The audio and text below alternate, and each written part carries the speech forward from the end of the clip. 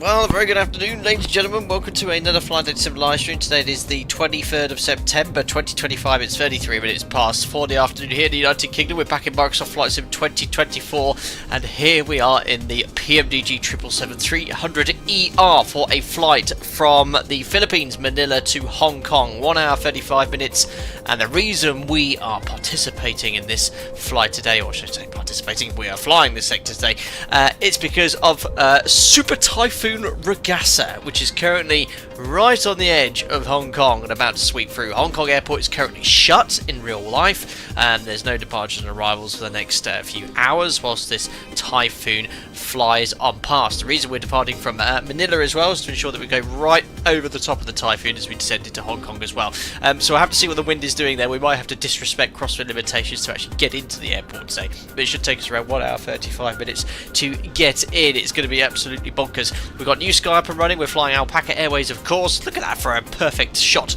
as we see on VATSIM here, an aircraft departing, no doubt going to the Philippines. There's a Philippines 777 to Hong Kong, that is. I'm just using stock airport scenery for both here in Hong Kong. I don't have either the payware airports available, but not to worry. But we'll just have to accept the awful default stock airports for how they look, but never mind. But here we are, we've got another 777-300 as well joining us on our sector. Here is ours, part of the Flight Sim group, of course.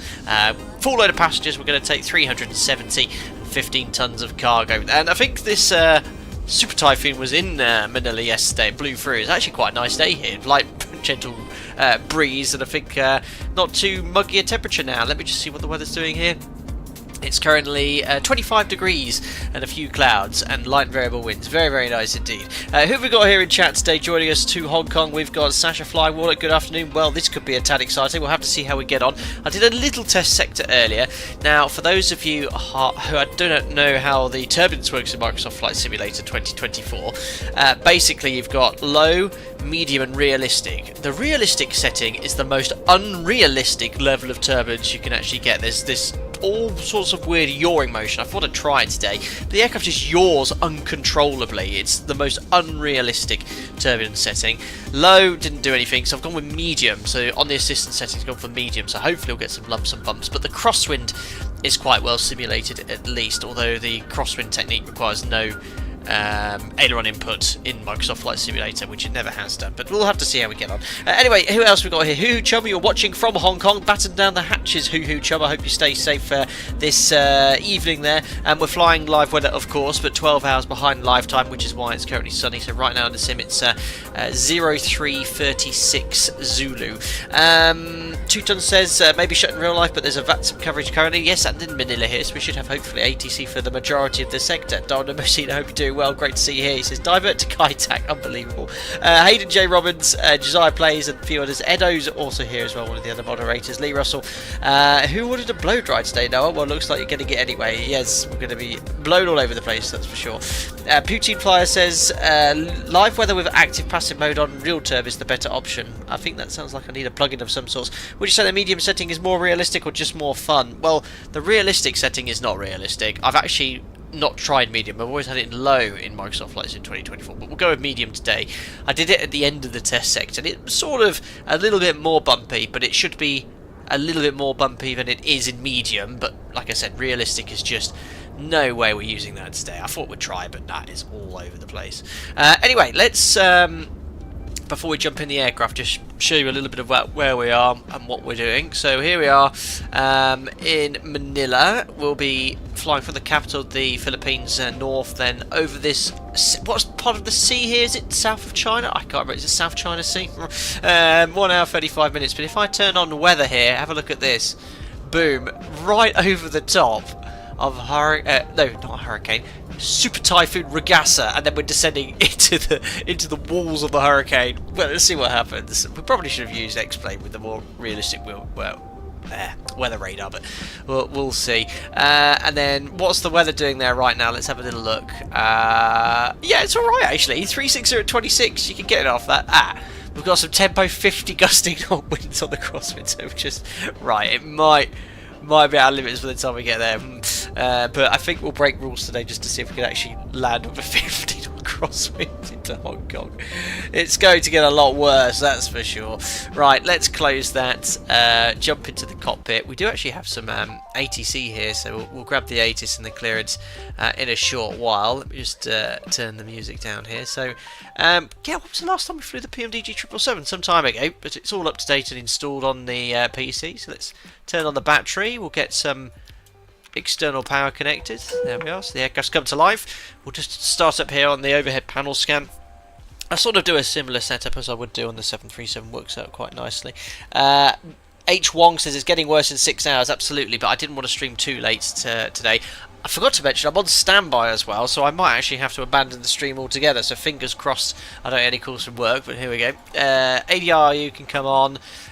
Turn on the in-flight entertainment passenger seats cam utility on. Won't start the AP just yet. It's only 25 degrees out there. Alarm the emergency X. Lights, window heat can come on. Hydraulics will configure later just prior to push start. Seatbelt signs on. We'll get the fuel on very soon after I finish my panel scan. I don't know if there's some sort of time. No, you can just do the fire heat test straight away for the cargo fire system. I think the others are done automatically. Fuel pumps on the wing tanks. That's all configured, and that's all configured as well. That's pretty much all you're going to do on the overhead panel. Magnus Nilsson, thank you. 15 months as a member. Hello, Captain. 15 months membership won't take all the credit. Thanks to all those who have donated memberships. I've received at least 4 times. You're most welcome, Magnus. I think last stream we had loads. I think VNAV Speed donated over 60 gifted members. We have other regular Idget, Scratch, and Simba. I think were the other 2 that donated. So I'm not going to take any credit for that, as very generous other members and people that enjoy watching my videos that do such things. But thank you, Magnus, for your time as a member as well. So I'll get GSX up and running here and start boarding. So let's use Philippine Airlines. Alpaca Airways is leased out. I don't know if it connects the air bridge with default scenery. No, it doesn't. It's not even connected to the terminal anyway. God. Default airports in Microsoft Flight Sim 2024 are bad. Anyway, look, the doors are opening. The passengers, I guess, will teleport in. No problems at all. So, I think the screens take some time to power up. MCP then. Right, let's just grab the ATIS before I set up the MCP, because I was planning on runway 24 for departure, but it could be a different runway in use here. Let's tune the ATIS on box 1. Arrivals expect ILS runway 24 approach. Runway 24. Thanks, Douglas. 5 months as a member. He goes, hello there, hello to you. Wind 090 at 3. Wind variable between 060 and 120. Visibility 10 kilometers or more. Few clouds at 2,500. 15,000 scattered. Hopefully runway 24 for departure. 25. Touch the tongue. 2.25. Altimeter 1008. Notices to air missions. Ensure transponder is on mode Charlie before push and start. Avoid radio checks. Pre-departure clearance available. Radio checks, right. Advise controller on initial contact. You have information India. Information India Advise then. on initial contact. You have information India. So runway 24 and 31 in use. So this is Nino Aquino International Airport. GSX Information doing India. its thing there. Time 1500 Zulu. Shush. So information India. Hopefully get runway 24 for departure. We'll just tune over to Unicom, but we do actually have Manila Centre online on 119.3. Is that the guy? Is that Sheldon from Big Bang Theory? Unbelievable. Maida, did you see the 2.2 billion investment to move the Gatwick Northern runway 12 metres further away from the Southern one? Nice work if you can get it. Yes, I did see that in the media. But that will allow for dual runway ops, I guess. They're too close together otherwise.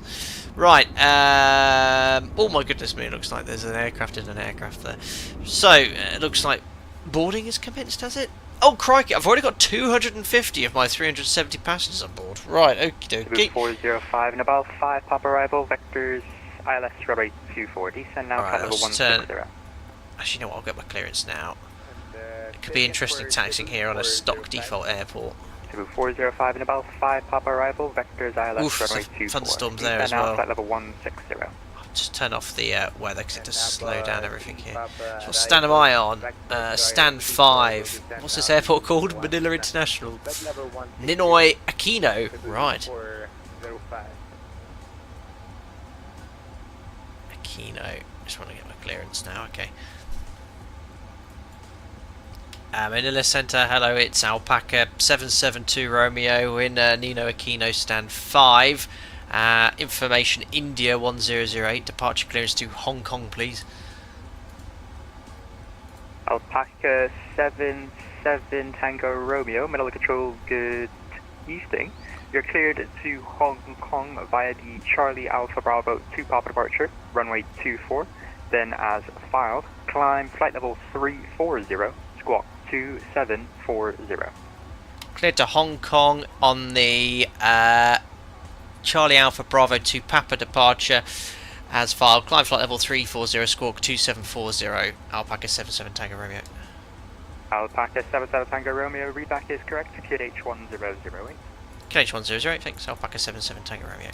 Great, so sounds like we're going all the way up to 340. I'll just turn that down a little bit so we can carry on with the setup. So I've got Navigraph up here. If you have a look at the SID again, he did say cleared up to 340. That is our cruise. I might just put Arbor 9000 and then once we depart just confirm is that unrestricted. But we can expect that SID, and then for runway 24 we'll put the heading bug here to 243 to match the runway QDM. There we are. 243 is set. Right, I'll get rid of the tablet. Hello Aaron, hope you're doing well. Don't be ridiculous, they're loading them as bulk cargo. What, the passengers? The teleportation boarding must beam them straight into the seat. Must be. How are they now? Oh, we're full. 370 passengers. Wonderful. Right, let's now load up the FMC. Now I've got the MCP set, so flight directors actually can come on. We'll select traffic on either EFIS panels. Terrain is set. Good news everyone, I've got some WinWing hardware on the way. On behalf of WinWing, very kindly sent over. It should arrive next week, so I've got some videos going to record. I'm looking forward to doing a stream with the stuff I'm receiving. You'll all see it very soon, very exciting. Right, FMC, enter inertial position. I've got the latest AIRAC installed, 2509. We are in Manila, Romeo Papa Lima Lima, and then we can put in our GPS position here. There we are. So the alignment looks like I think it's actually already complete. Oh, that was quick. Route request, sim brief. Now we're going to take an hour's worth of extra fuel. So I think on here, if I bring up sim brief, you can't adjust this. So I can select this to quickly select 25.6. Press this to set the payload, which is 224.7. That's a full load of passengers, 370. Plus 15 tons of cargo. However, what we're going to do is just go to FS Actions Fuel, and this thing's burning 8 tons an hour if you look here. So what we're going to do is put on 8 tons extra. That's going to be 33.8 on the fuel, rounded up for taxi as well. So what I'm going to do is clear this. 33.8. Boom, there we are, 33.8. It's in my tanks. An extra hour's worth of fuel for potential significant disruption. Good, go back to route. We can now request the route via ACARS as well. That's the route coming in. Select route, because I've already done the fuel. Route requesting. It's coming in. That's exactly what's in the post, Alexander asked as well. Domino Mosina, when you said it, it sounded like Hong Kong. What's that in relation to? Yes, Keith Jazz, it will be interesting to see what the Typhoon looks like in real weather in the sim. But yes, let's see what 2024 has to offer with regards to a Typhoon. Right, descent forecast uplink ready, great. As is the wind data, perfect, route 1. So what we'll do is load.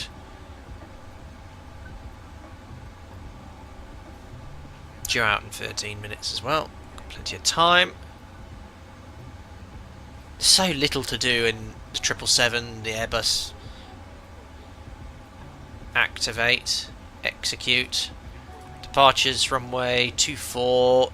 He advised the Charlie Alpha Bravo to Papa.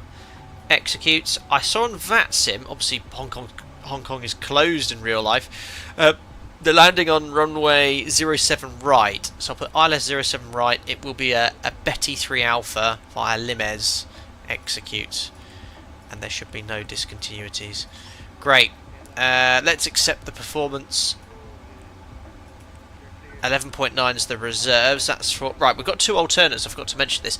So our furthest alternate takes us to Taiwan. To I can never pronounce this place correctly. Kaohsiung, and the other one is Guangzhou, which is a lot closer. So if we have to hold because we can't get in, or I keep crashing or go around or whatever, we'll have to consider going to our furthest alternate, which we will have the fuel for, plus an hour. So that's all set. We've got the correct zero fuel weight as well, 224.7. Cruising at flight level, why is it saying 36? I put 34 in the flight plan.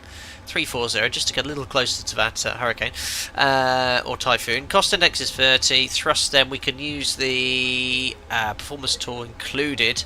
So import the aircraft weight from the or the actual weight, not from the flight plan. Import the weather. Runway 24 for departure. There we are. So calculate. There we go. So we can take TO2 45 degrees. That's full length, of course. TO2 45 degrees. Takeoff. Flap 5, no doubt.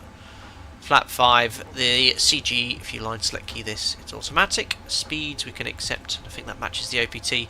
61, 64, 67, 62, 64, 67.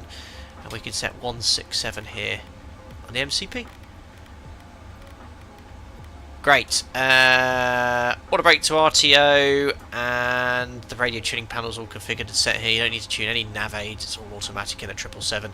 I'll select VOR here on 1 and 2. Jim, you can have some VOR action as well. And we'll start the APU, which is up here, and then we'll configure the hydraulics ready for push and start. I'm not sure, Alex Vanderpass, actually, which one they're sending me in the post. Hopefully the one with the automatic or the magnetic auto throttle disconnect switch.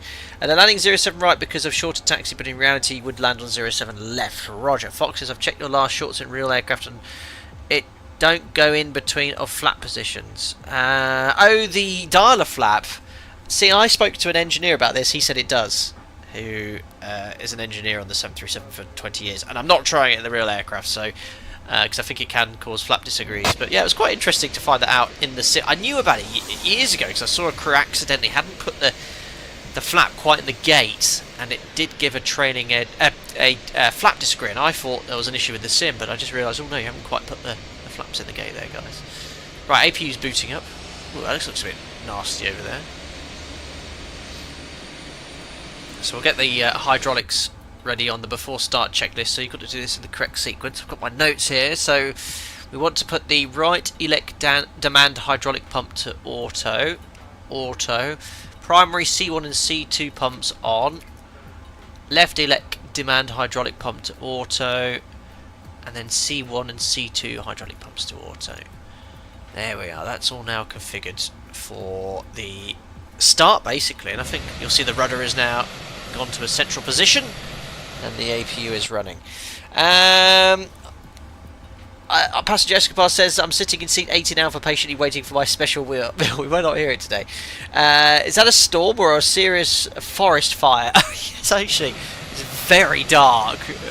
It could be mistaken for a fire, couldn't it? Right, let's talk about the taxi and SID. So we're ready to go, guys. We're going to push back here. I have no sim brief profiles, so I have no idea how it's going to push us back from this stand. Let's just see. And then just remind me, if I want to face south, which pushback direction is it again? It's always the one I never expect it to be. And then we'll taxi out via Lima or Charlie. We'll eventually get onto Charlie, full length runway 24.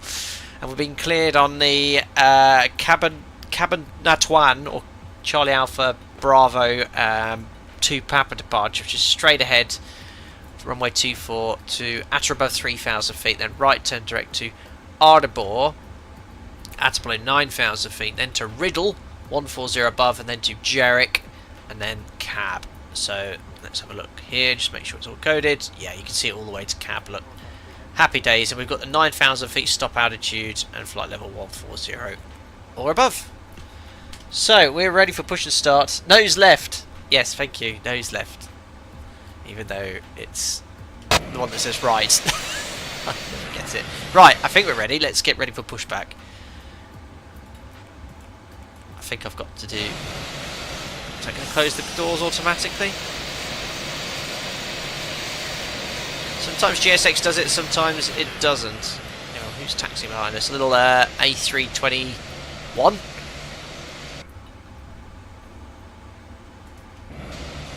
I said ready for pushback, but it looks like the cargo doors are staying open. They're fully loaded with cargo.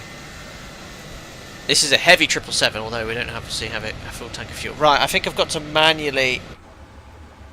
It's either right or the other right. Right, let's have a look here. Let's go to ground operations. APU's up and running, isn't it? APU is on, so we can disconnect primary external power. I think if I just press door management, close all doors. Alright, that's definitely doing it now. Oh, hello, El from the Philippines, a Filipino viewer here. Welcome on board, sir.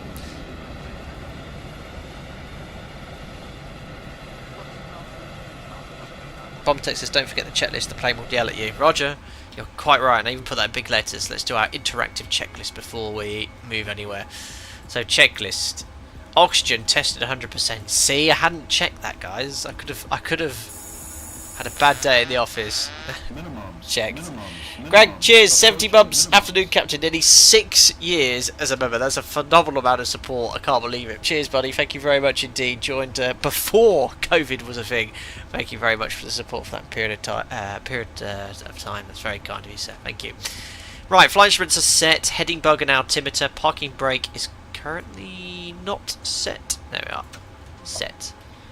Check is complete. Before start, flight deck door closed and locked. MCPF set. V2 heading track and altitude. V speeds have set. CD pre-flight complete. Trim. There you go. 4.5 units. That's the importance of running checklists. 4.5 units is now set. And I always forget this doesn't trim like 7.3. It trims for speed. So you tap it and it will just trim the speed for you. That's set. Taxi and takeoff briefing I've done. Next is beacon on for the push and start. We're ready to go. Where's that gigantic 777? I hope I don't get in their way. Vice versa. But I think we'll... oh no, look, I've still got doors and everything attached. I'm nowhere near ready to go. I pressed ready for pushback, didn't I, here? Control 025 Interrupt pushback. I've closed all doors. 254 wind. Remove chocks. 17 degrees, 8 knots, runway 17, you're clear, fine. Door management, close all doors. What? They're open again. I thought they were closing. Going to be 432, cross runway 31, hotel 1, hold Well, GSX is having a moment. I've removed the chocks, but I still need to get... Oh, there it goes. Wonderful. Going to be 432. We're getting there, guys. Airbus on 323, wind 09 degrees, 3 knots, runway 24 is cleared for takeoff. I haven't heard the GSX flight crew yet. Why are the doors back? Why are the doors opening again? Is that GSX doing? Oh, for goodness sake! What's happening? Right. Close all doors. 405. After Dexter, maintain. The doors don't want to go to Hong Kong. They want to detach from the aircraft. Cemetery, I checked in late, sorry. Hold on, wait, let me just jump into the cockpit. Yeah, I'm waving at you. Bye-bye! Close, lock. Oh, that's better. I can hear the guy from... whatever his name was. Oh, dear. Manila, Alpaca, 77 Tango Romeo on stand 5. Request push and start. Alpaca 77 Tango Romeo, squawk 2740. Apologies, squawk 2740. Alpaca 77 Tango Romeo. Oops. 274. Well, there we are, and out on. I'll just leave on TAR, right? Welcome, hey cop. Alpaca 77 Tango Romeo, thank you. Push and start is approved, starting point Sierra 2. Push start approved, starting point Sierra 2, Alpaca 772 Romeo. I'll try my best to get there. Sierra 2, I think it's just trying to get in there. Right, which one is it? It's nose, right, left. Which one do I want to face south? That's just the most confusing thing. Can't it just say north, south? Wait, starting just till at the start point. Left. I want that one. Left, but no, left is right, isn't it? Nose left. Yeah, I was going to say nose left. Yeah. If you want to go left, you go right. I remember that. Parking brake released. Oh wait, beacon. Otherwise I'm going to get penalised. On. There we are. Parking brake released. And Manila, Alpaca 930 Heavy, gate 4, request push. Alpaca 9030. For now, hold position. Oh, I'm going to be blocking this dude. Alright, we're doing something. I really don't know how this is going to push me. I might have to abandon it. Alright, it's already rotating me. It might do a decent job. There's 777s everywhere. 254, Roger, taxi bay. Those left, the other left. But I think usually the default one, it usually actually leaves you on the taxiway, doesn't it? I mean, even if it was to hold me here. Right, I'm going to start the engines. I know someone just mentioned do it after push, but no time. We need to get in before the storm arrives. Start, and because it's a 777, I can do that straight away, can't I? There we are. I'm using the default sounds. I had some clipping on my test sector. There is an FT-Sim sound pack, but apparently it's not been updated for a while. It's not compatible with the current version. This isn't looking good. I might just have to abandon the pushback here. Manila Centre Cafe 918, we are ready for taxi. Just leave me there. Leave me there, that's fine. 918, taxi November, hold short of Charlie. Stop. Taxi November, hold Looking good. That's actually not bad. It's sort of a good taxi from there. Parking brakes. It's definitely the guy from... I forgot what it's called, I even mentioned it earlier. Sheldon. 3453, correction, push and start is approved, face east, starting point Sierra 5. Isn't your main landing gear on the grass now? No, miles away. Loads of space. I have to say the flight factor sounds are significantly better than the sounds in the PMDG. They're alright this, but the flight factor one is mega. Fuel on. Oh yeah, Jim's with us today. Hi Jim. He's got his gilet on. Hello Andy, haven't seen you for a stream for a while. Afternoon folks, rare early finish. Nice drive home in the Beetle Cup of Flight Sim stream. Wife not home till 8. Alpaca 9030, push and start is approved, face south, starting point Sierra 1. That's as best as I can push as I can do. Sierra 1, Alpaca 930. That is Josiah, I think. Josiah plays who joins so many of my streams. The model matching, by the way, of the other aircraft on VATSIM and Microsoft Flight Sim are phenomenal. The details are really nice. And that's much better than an X-Plane. Andy just hit the jackpot. Sounds like he did. Well, great to see so many of you watching the stream as well this afternoon. Thank you very much. If you enjoy the show, don't forget to like and subscribe if you're casually watching to stay up to date. Right, what else should I select on here? Airports. That's it, airports. Right, looks like 2 good starts. So 432 So no generators on, APU off, there's no start switches, there's no probe. The anti-ice is automatic, air conditioning is all automatic, flaps to 5. Going to be 432, turn left. Actually, there's no 2 on a 777, is it? It's like 1 to 5, I think. Yeah, 1 to 5, great. Flight controls. Do you want to hear something quite funny? I did my test sector earlier, I rotated, and my control column wasn't plugged in. So just had to pause it, quickly plug it in. Rudders, great. And then recool. Just did the same flow as we do in the Cathay 918. in the 7.3. Works really nicely. Edo, I know, it's ridiculous. Anti-ice done, recalls checked, flight control checks, ground equipment's clear. Before takeoff checklist complete. Next is after takeoff checklist. There we are. Alpaca 77 Tango Romeo, request taxi.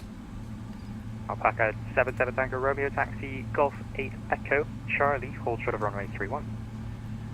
Golf 8 Echo Charlie, hold short of runway 31. Alpaca 77 Tango Romeo. So we're going to taxi Golf. Oh, I don't even see what it is. Golf. Oh, there it is. Golf 8 Echo, and then it's a steep turn onto Charlie, then hold short of runway 31, the crossing runway. Great. Is that actually modelled here? Have I actually got that taxiway? Oh, I do. There it is. So we're going to do that, and then a sharp turn, but I might just make a turn left. Right. Turn off. Taxi. Do you still do a config check in this? Yes, I've done one. I released the parking brake. How do I shut that up? Config. There we are. I'm on my way. Nose wheel scrubbing. Oop, a little bit of tyre skidding. All good. I guess he's giving me that taxiway just so I don't go on the grass or something. Who knows? Hey Cobb, thank you. Golf 8 Echo is the closest one to the grass. Yes, I know actually. Alright, we'll just make a left here and onto Charlie and just make sure we hold short of the parallel runway. There was some Payware Manila scenery, but generally I only purchase scenery if I'm likely to visit the airport a few times. I did consider Hong Kong as well, but generally speaking, unless it's, you know, somewhere I'm going to visit frequently, I wouldn't bother. Unless it's on sort of discount. There we are, on the parallel taxiway, and now we'll hold short of runway 31. In this big boy Boeing. I would love to have a go on one of these, really, I would. Good evening, Philippine 601 Heavy Ready, copy Alpha, turns to Hong Kong. Just reset my camera, there we are. There's going to be so many people wanting to go to Hong Kong and Vansim today. Hong Kong via the Charlie Alpha Bravo 2 Papa departure, runway 24, that is fine. So I'm on idle thrust now completely, and it seems to be taxiing along quite nicely at about 11 knots. Just might add a little bit of thrust. Clear to Hong Kong, Charlie Alpha Bravo 2 Papa departure, runway 24, then it's 55340, squawk 2771, Philippine 601. Gotta love default airports in this. 611 Heavy, reback is correct. Good H1008. It's alright. God, it doesn't take much thrust to accelerate. Wow. We'll get to about 25 knots and then we'll go back to idle. Listen, your top 5 aircraft are the 777x5. I didn't realise you loved the 777 so much. Cake, where's the Typhoon now? I'm going to fly through it, just south of Hong Kong. Take a look at this. Take a look at our routing.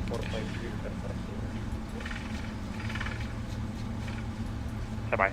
Great, 405, turn right heading to... We are going right through it, almost. Well, we'll be hopefully slightly above it, but there we are. That's why we're departing the Philippines. It's going to go along the coast of China, but we want to get right, see what the hurricane or typhoon looks like in the sim. Alpaca 77 Tango Romeo, cross runway 31, Hotel 1, hold short runway 24. Clear cross runway 31 to Hotel 1, hold short runway 24. Alpaca 77 Tango Romeo. Good, clear to cross the runway.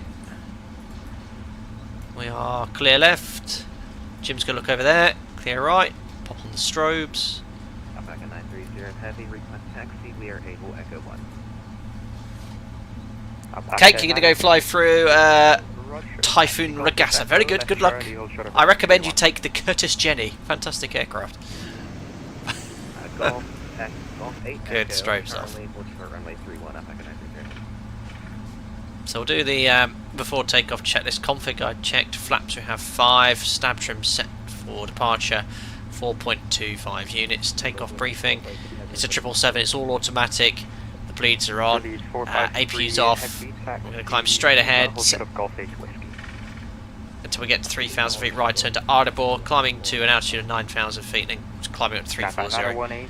NADP 2, I think we'll treat it as, however, because it's 777, I'm going to RML nav and VNav. Let it manage to climb for me. Reviewed cabin is doors to manual, that's not good. Armor. It'll be 611 for now, hold position. Oh yeah, doors auto. A bit of brakes. Got my rudder pedal braking all set up. Taxi the whole point. Hotel 1. Behind the cafe. There must be several flights a day between Manila and Hong Kong. Going to be 611 after the company, Boeing 777, passes from left to right, push and start at the proof phase. Loads of 777s flying around all over here. So ultra density routes. 405, reduce the final approach speed. Uh oh. Gusting to 60 knots according to the latest Meta, I guess, Ian. Oof. Lovely. Hear that Airbus lining up. Well, I didn't realise that the other aircraft has wings that go up and down as well.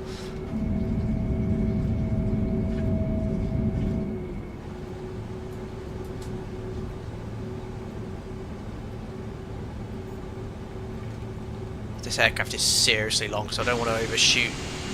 I've got to overshoot the line a little bit. Expect late landing clearance. I'm just going to make sure I also hold short of the runway too. There we go. Well, advise ready. Alpaca 77 Tango Romeo, Hotel 1 ready for departure. Alpaca 77 Tango Romeo, confirm your visual with the Super Pacific A320 on a short final. Negative, we're looking Alpaca 77 Tango Romeo.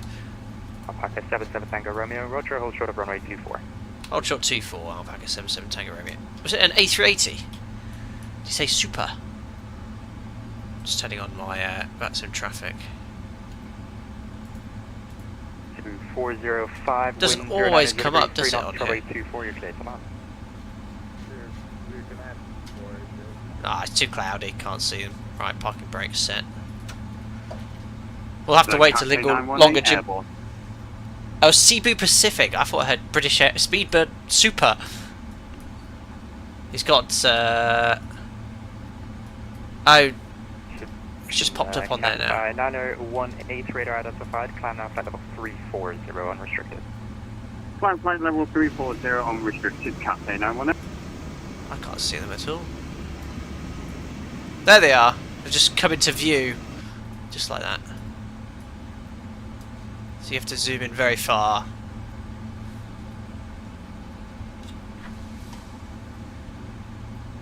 Oh, today, Sid, we're flying the cabin Twan Papa. Cross runway 31, Hotel 1, hold short runway. Cushion. Gear up, gear up, go around! Echo 1, hold short runway 24. Did you go around? No, it's just V-pilot, isn't it? It always shows the gear up. And that's the cabin secure, that's perfect timing. Go around! I'll be shouting go around to ATC now. Alpaca 77 Tango area, well visual that traffic. Alpaca 77 Tango Romeo, line up await runway 24. Line up await runway 24, Alpaca 77 Tango Romeo. He's going to do a belly up landing, we're not going to take off, guys. I think we need to fix that, and that's it. An X-Pilot always shows the gear down. I know 2 tons. I mean, the visual models in V-Pilot are very nice, but the gear, you have to often cycle V-Pilot off and on for it to work. Weather radar as well. It has a very basic weather radar, the PMDG. It shows sort of colours. We'll just have to see what it looks like. So MCP set, transponders already on TARA, strobe lights are on. Waiting for our takeoff clearance. Move your head out of the way, Jim. Can't see him lining up. 405 for Romeo 4, right Charlie. Oh, it's so long this aeroplane. There we go. Now on turn. Alpaca 77 Tango Romeo, wind 09 degrees, 3 knots, runway 24, cleared for takeoff, report airborne. 24 cleared takeoff, Alpaca 77 Tango Romeo Wilco. Alright, cleared takeoff, ladies and gentlemen. Let me just start the timer. Run. Let's go to Hong Kong, or attempt to.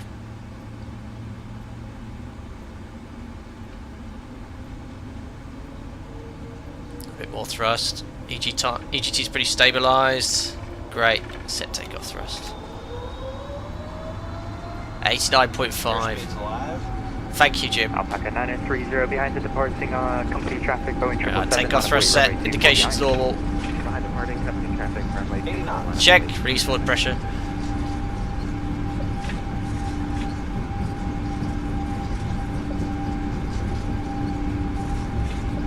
God, those V speeds are so high.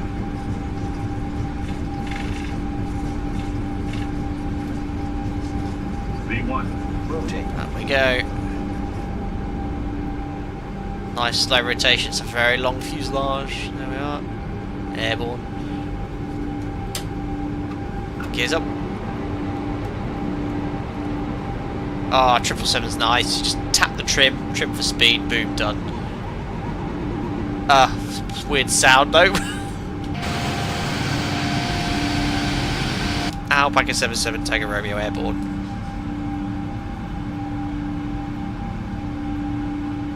Hello. Where's he gone?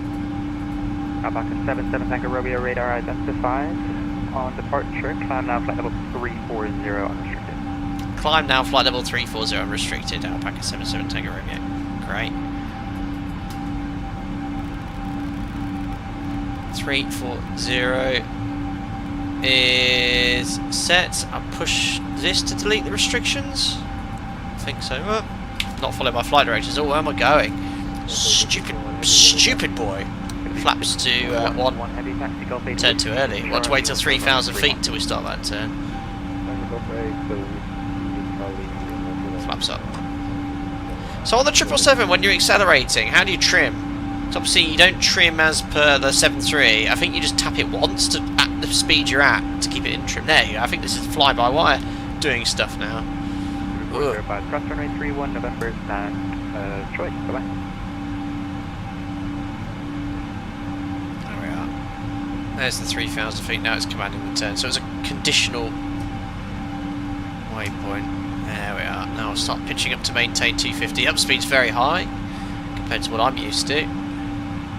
Grid 223, middle of the show, good evening, you're clear to traffic line. Oh yeah, you just tap the trim once, now it's trimmed for the speed I think, so now it'll just maintain that speed. Squawk 4043. What airport's that? Great textures. Reminds me of that playmat I had when I was 3 years old.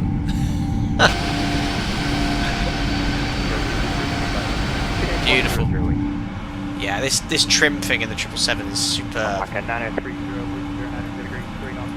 Oh, I'm done. Autopilot's engaged. I just turned the sim down slightly.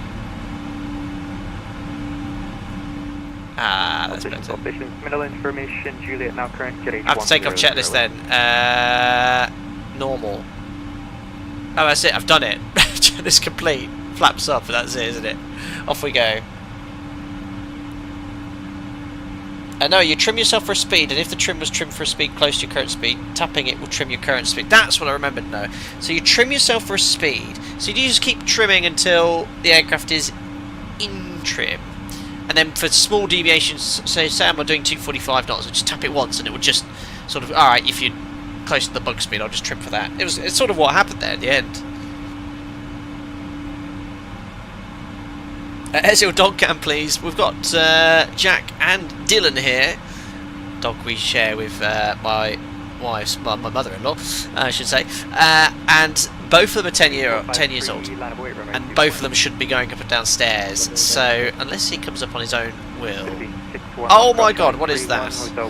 Weather return. It looks like an alien spacecraft. Ah, I forgot to push out into vent.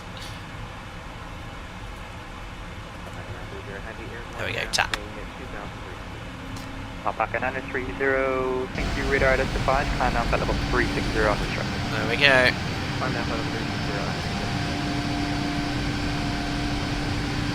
360. HMS Steering Wheel says both labs. Yeah, we've got two at the house at the moment. We do most of the time, to be fair. Dylan cannot go upstairs. Upan says seems like every 10 knots change, press trim 1 second. Roger. David says, Captain, why aren't you flying an X-plane today? Would be a perfect way to test the weather radar. I've done several weather radar test streams recently, and I was really curious to see how Microsoft Flight Sim 2024 would deal with the strong winds today. Probably not very well at all, so that is why I've gone with it.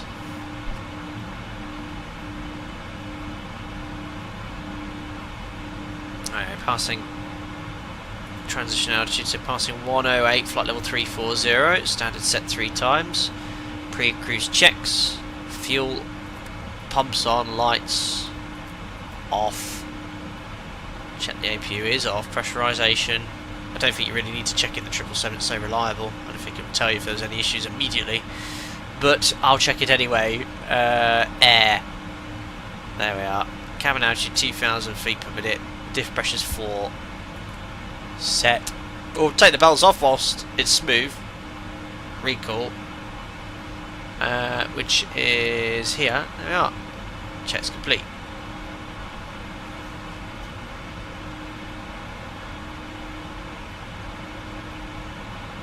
Douglas says, does 737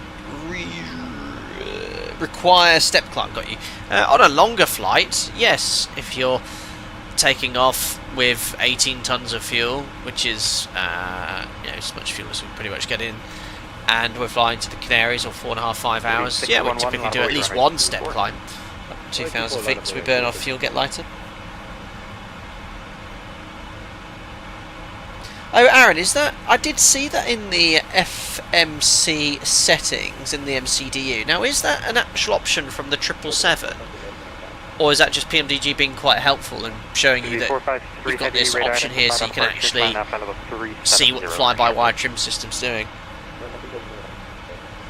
Hello, Harry. Hope you're doing well. It's been a while since you called a live stream. Glad to be here. Thank you very much for popping in.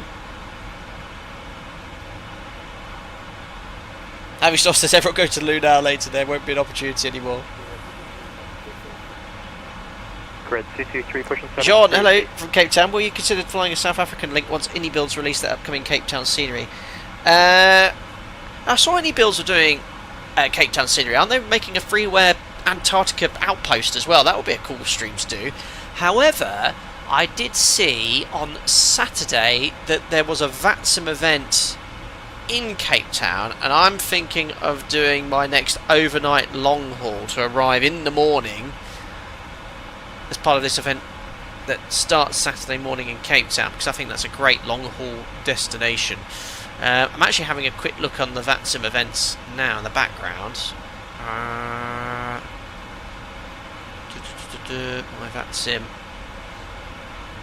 So that event on Saturday starts from 7 in the morning, so that would be perfect. Oh no, that's the wrong event. Or did I completely get my days muddled up? Early morning operations event, yeah, starting at 8 Zulu, so 9 o'clock.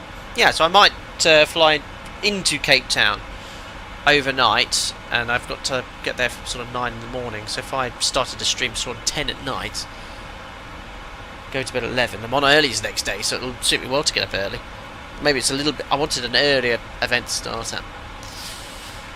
Anyway, we're carrying on the SID to Charlie Alpha Bravo northbound. Obviously, being a 777, it tunes everything completely automatically. There seems to be no inclement weather on our route, but as you will well remember, the hurricane is approaching Hong Kong now. So if I go here, we'll select weather on. We're literally going right through the eye at Dacto, and obviously it's moving quickly to the north, so it won't be really until no man until we can sort of start seeing the hurricane. What's the weather doing right now? Ah, lovely. From the north, 29 gusting 44. So if I go here, info runways, yes, in limits. Look, 28 knot crosswind. Fine, no problem at all. It's in limits. All good, guys. All good. What's all the complaining about?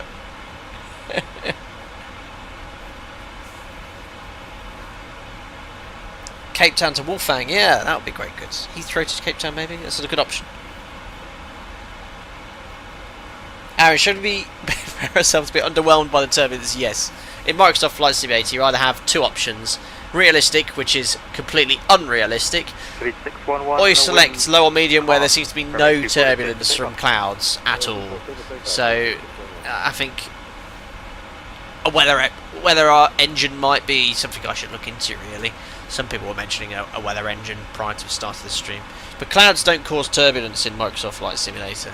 Which, reality, obviously they do.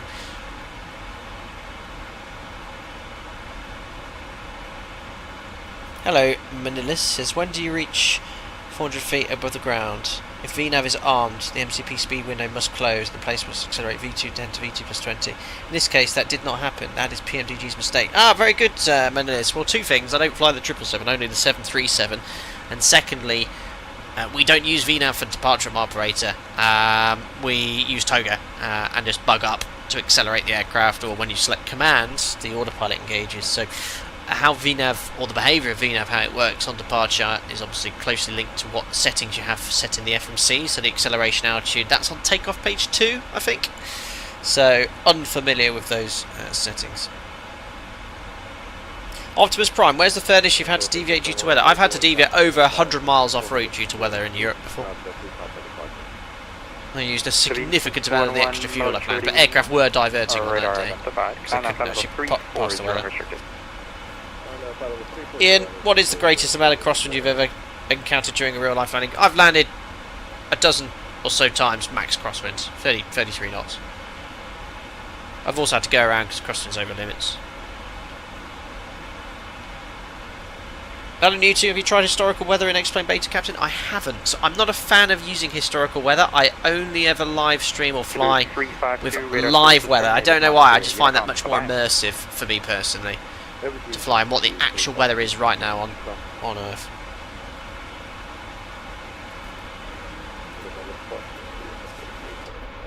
God, the sounds, they're a bit of a letdown with the default sounds. They're okay. The FT Sim sound pack is currently not compatible with the latest version.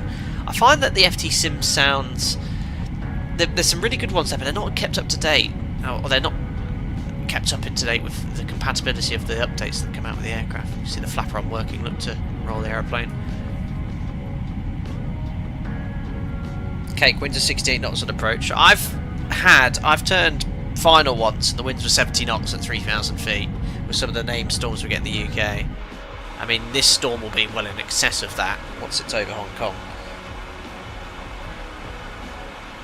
Hello, well, it says, do you have... oh, sorry, Aaron says, don't think I've ever asked, why don't you use VNAV on takeoff? Good question, no idea. There's no difference from an efficiency point of view. We just select when we book up ourselves as opposed to the FMC doing it. That's it. There was a point a few years ago where we were going to switch to VNAV for departures, but we never bothered in the end. Elle was saying, do you have the Thrustmaster Airbus throttles and add-ons, or just the Boeing only? So I've got the Airbus TCA side stick, but only the Thrustmaster Boeing thrust levers and the yoke, obviously. David says, yeah, I remember the real turb for Microsoft Flights in 2020 was great for low-level turbulence too, but then again, why not just use a real sim? Yeah, I have to say X-Plane's live weather turbulence simulation is better.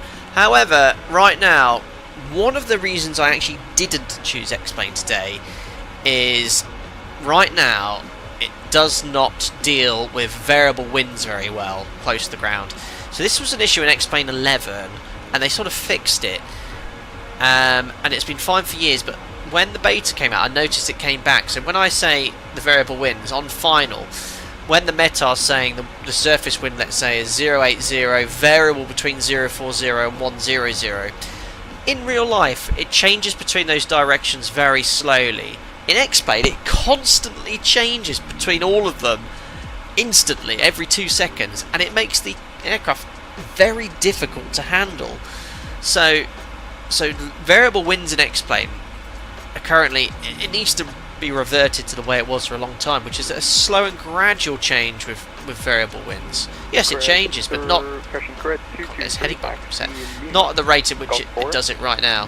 So I think in Hong Kong it would have been a nightmare. It would be impossible to control the aircraft. I really have in store. The variable winds has been before the beta. Yeah, well, they need to fix it, beta or not. HMS Daring One, you noticed that? I thought it was your bad fly. No, trust me, it's difficult to control the aeroplane with variable winds in X-Plane right now. Like, really quite hard. Alpha, confirm 930. See if this guy's got CPDLC. Alpha 930, flight level 360 on your flight time is invalid. Can you take flight level 340, flight level 380? Oh, they do have CPDLC. Let's log in.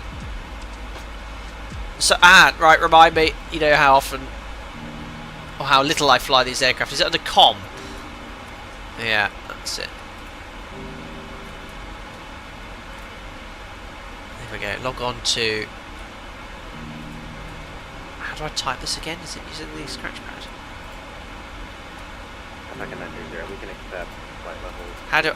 How to remind me, guys, how do I get on the scratch pad for the Alpha A-cars? 930, roger, climb now, flight level 380. Flight level 380, Mega 930. I thought I could type it here, scratch pad and click the field. I just did that, didn't work. Let me try again. Romeo, Papa Hotel India. There we are, network ready. I must have clicked it badly last time. Send. Sent. Right, I've requested login. Hopefully we'll get a ding dong.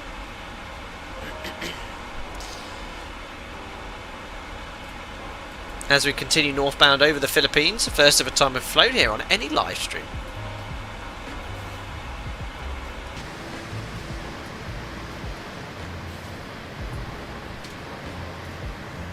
Very nice.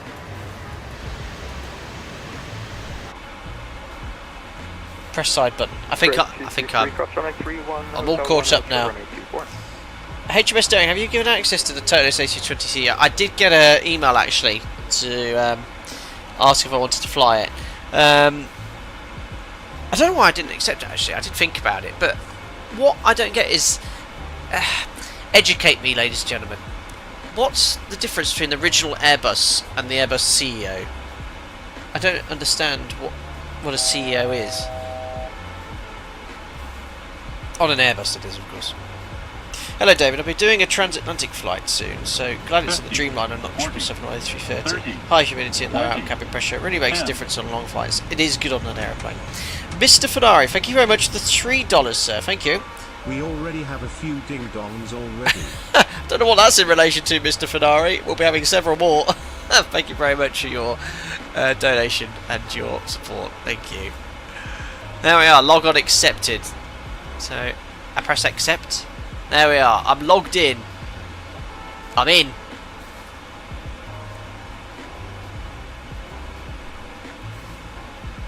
Cheers. CEO is original, so CRT against LCD and older avionics. Oh, so it's literally the original old one with the old screens, basically. There can't be many of those. CO NG. Yeah, but the NG doesn't have CRT screens. Someone said press cancel. Roger. Current max speed. Current ATC unit. Manila control. Com established with Manila. Many ding dongs. Cheers. Cab out plop 90.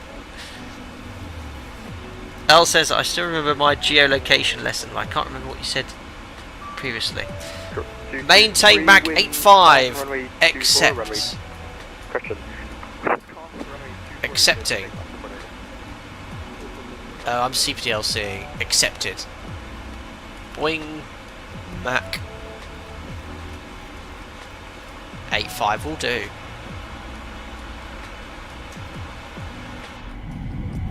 Right, well, we've just started the meal service on our 370 full load of passenger service to Hong Kong.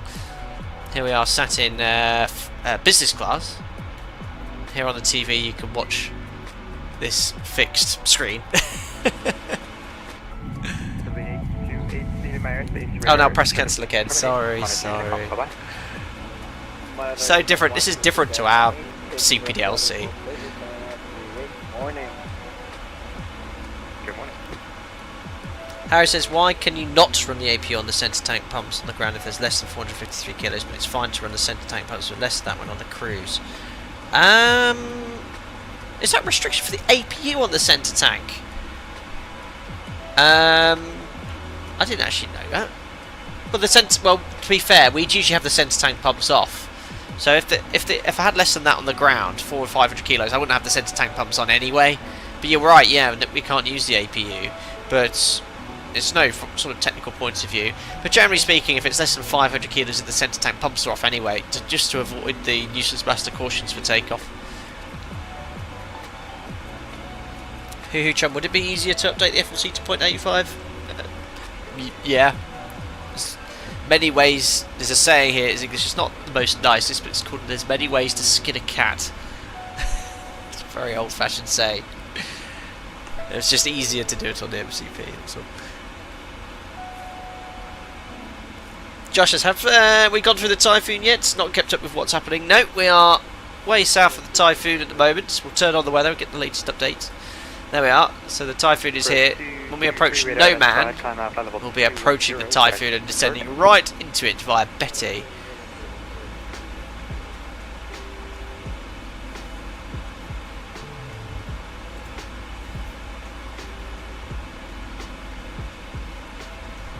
No problem, Harry.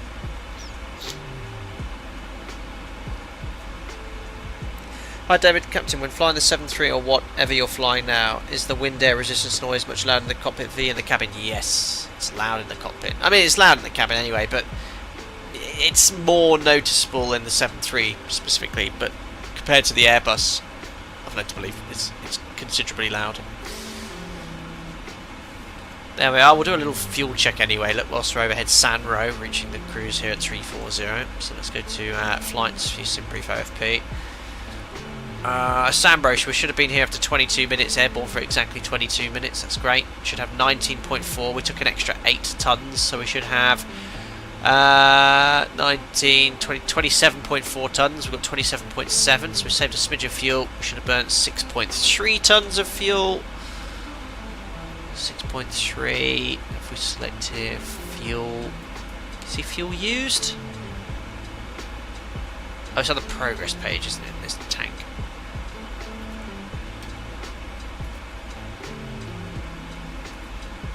$6.1. We saved 200 or 300 kilos of fuel. Great.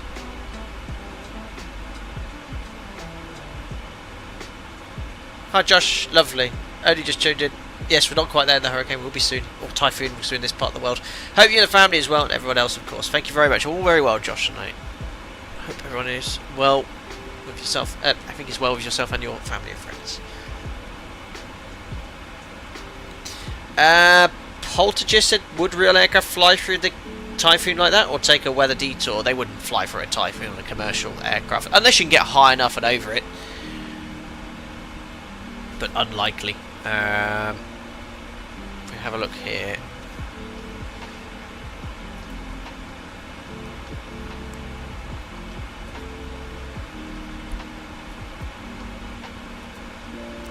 How do I get to the SIG weather charts on this? So just turn that on. There we are, layers. Just turn that off for a second. SIGMET. So we've got a SIGMET for all of Hong Kong. Look. Oh my gosh! I've broken Navigraph. Ah! I'm just going to hide that screen so you don't see my logon details. What happened there? Never seen Navigraph crash.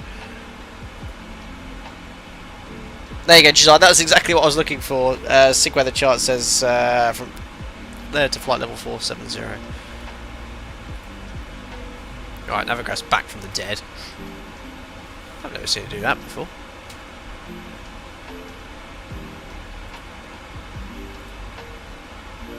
Import my flight then.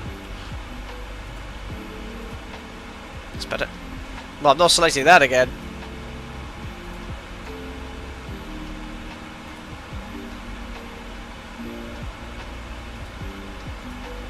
Where's the... Oh, completely broken the weathers. The weathers? The weather! Grammar not good today. Well, I've selected weather, but I can't actually see it. What telemetry? Weather. How do I select weather? One of these?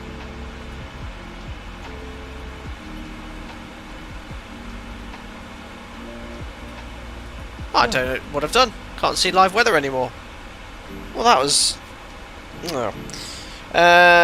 No one's flying through over it on flight radar, I guess you're looking at. Well, that makes sense. Hello, Demetric Steam, thanks for subscribing. How do I get the weather back up in Navigraph then now? Oh, there we go. Well, just keep pressing it. Perfect. No, literally go right over the top. Love that. Love it.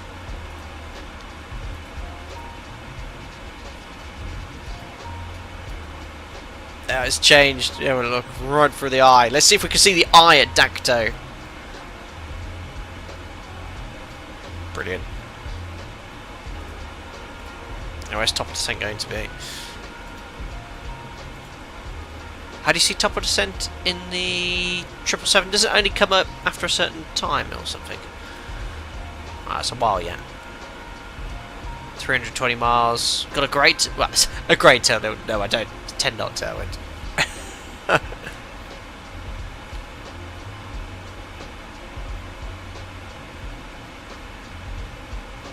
Harry, what sort of things are tested on during the 737 type rating performance exam, please? I mean, performance? No, it'll be everything from takeoff, go around performance. Mostly associated with the OPT, to be fair, but how to use certain things. We also have to do a weight and balance exam as well. But again, your operator will give you plenty of guidance and what to prepare for. Hello, Manila says in level change mode, the Boeing 777 will try to maintain a specific vertical speed. Really? If the VS is bigger than what the plane can maintain with idle thrust, the FMA will say idle. If the VS is more shallow, the FMA will say thrust. That's really interesting, Manila. I didn't know that. The 737's level change isn't as clever as that. It will, sorry, the vertical speed mode, it will revert to level change if you get too fast or slow, but sounds a lot more sophisticated than the 777. Nizam, yeah, check out Flight Radar. Hong Kong, they've cancelled all inbounds and outbounds. Don't know how long for, but there's no way that it's safe to operate in these conditions. Although all the conditions that they're going to have this evening. And don't forget, we're flying 12. We've got real weather on, but we're flying 12 hours behind live time. So right now it's 16:39 Zulu, but we're 04:39 Zulu in the sim. Itch and scratch it. Hello, I see it. Uh-oh, Josiah, just forgot to start your timer. Nightmare. But yeah, hurricane. I mean, I've flown through some pretty inclement weather the last 15 years. Named storms. I've always been quite lucky. I seem to miss out on the worst of it, but last time I flew in one of the name stores a couple of years ago, and it was really sort of 50-50 when I get into our base. But our alternate was off island, which goes to the south. And I managed to land the first approach, landed with about 6.5 tons of fuel, which in the 7.3 is, you know, about 2.5 hours endurance still. Hello, Schwabe goes, hi Sam, long time viewer.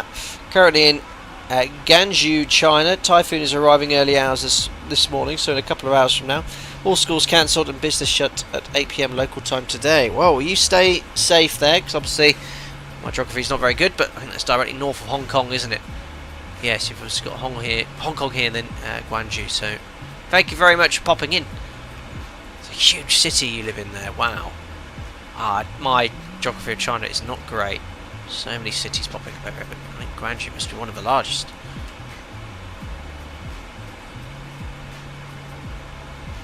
There's an EVA 087 at the eye of the storm, apparently at 30,000 feet. They're just going straight through. And don't forget, at high altitude, it makes no difference. There's no difference to a strong jet stream. You know, a hurricane or a typhoon. It's at ground level where the destruction is and the damage. Those high winds going all the way down to sea level. Aaron, unbelievable.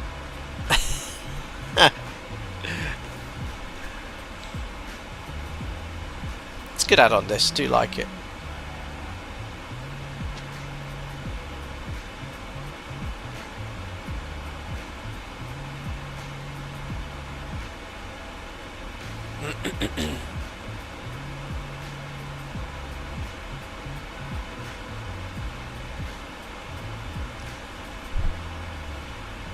Alrighty. So there we are. And this is the South China Sea. Oh, look at all these areas claimed by China. China, China, China. Some sort of atoll there. I know there's a lot of geopolitical issues around this part of the world. So we won't talk about that today. And there's our 777 in the cruise.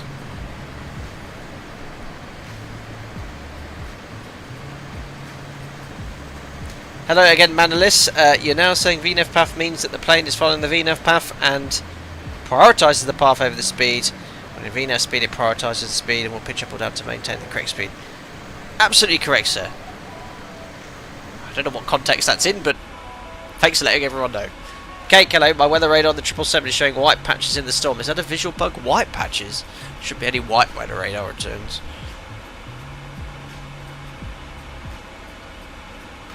Wow, Schwabe says thank you. It's currently 12:42 in the morning. City next to mine, Shenzhen, has evacuated 400,000 temporarily. It's expected to last for 1 or 2 days. Oh, you're from Sheffield? No, I wasn't expecting that, Schwabe. I wasn't expecting that. From Sheffield. Very good. How does an individual from Sheffield find themselves in Gwangju? Who knows? Oh, Josh, you asked. Very good. I was wondering who Badalist was talking to. I missed that. I just seen it as I scroll up. Very good. Sorry that I couldn't answer, but it sounds like Badalist is on it. Nice and quiet in economy. Can you still via GSX have all the passengers on here? God, that must just wreck your performance though. I remember when I used to turn it on, it was just really eating into my FPS. I think I did a stream once, was it in the 777? I forgot to turn it off, and it was my performance was just tanked as it tried to, you know, simulate 380 virtual models in my cockpit. 223, expecting clear for 5 Alpha arrival, RP approach runway 24. When you're ready, descend flight level 160. Josiah, you sure you're not using historical weather? You're getting very different winds to me. Let's have a little look. One way to find out. We've just passed, or about to pass Avmup. Avmup, the winds 171 at 15, 176 at 32. I'd say I've got live weather on there, Josiah. Just do you want to double check yours? I was very sure because every stream, if I change the time, I cycle live weather twice and check the temperature in QNH. I think it's pretty bang on here.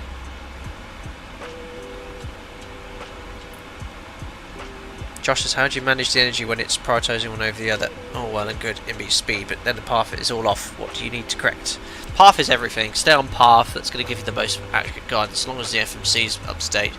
But in path, in the 737, it only cares about path. If you open the speed window whilst on path, it will stay on path. It doesn't actually go to speed if you have something called Common VNAV, which all the Maxes have, and all our NGs have been retrofitted with Common VNAV. And I think it's the same on the modern Boeings as well. So if you're on path and open the speed window, it will stay on path. Control, be right back. Manila's gone for a quick wee.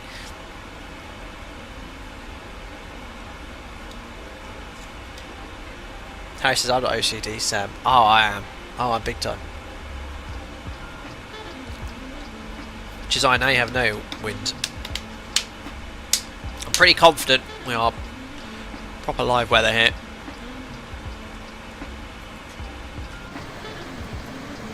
Anyway, wasn't there a lot of aircraft going into Hong Kong with that? So let's have a little look here.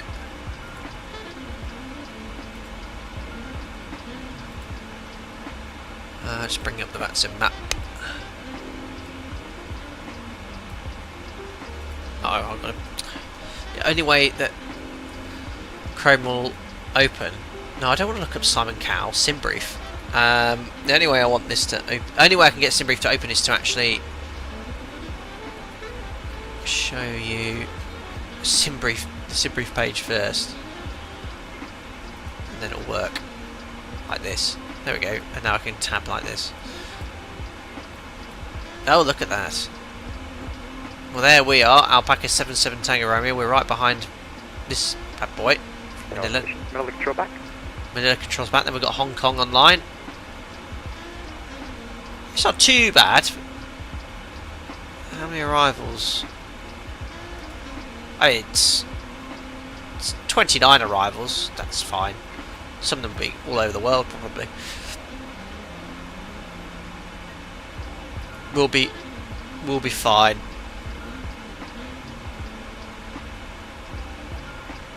It just scratch your expected button.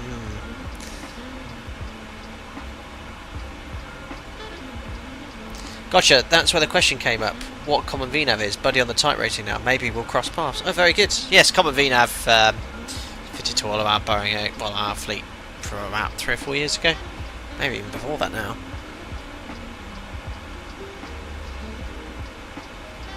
Madness says when you are higher than the VNAV path, you can use the speed brakes to reach faster than VNAV path, or if not speed restricted, you can accelerate to increase the vertical speed. Yeah, very good, very good.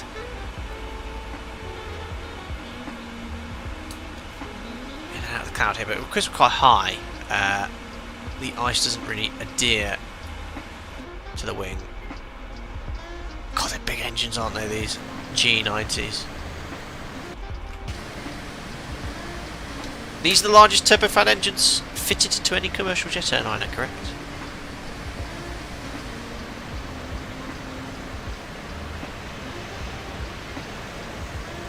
And we can get the fuselage of a 737 down that, can't we? It's great, look at the bypass on that as well.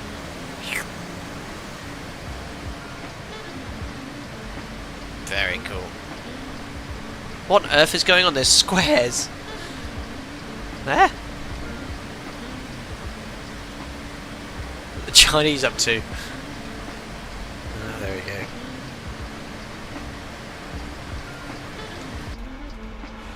Beautiful. Sasha says, getting the snacks ready for the entertainment as we start our arrival to Hong Kong. The excitement is palpable. Palpable of high expectations. Well, it really depends how that live weather is depicted in the sim. It could be quite interesting. They can eat your trip 737 for lunch, absolutely. Fong Ha says, kind sir, can we go in and see the eye of the storm, please? Well, we're pretty much flying right into it. I mean, I think if we stay on our current route, just to show you where we're going, we'll be right through it. Let me just go here again to weather. Keep turning off. There you go, look. The eye of the storm will be, look at that, Dakto to Sonny, just off the right hand side. So we should see it, and we hopefully will start getting some returns on the weather radar in the not too distant future. Sasha, define expectations, he is.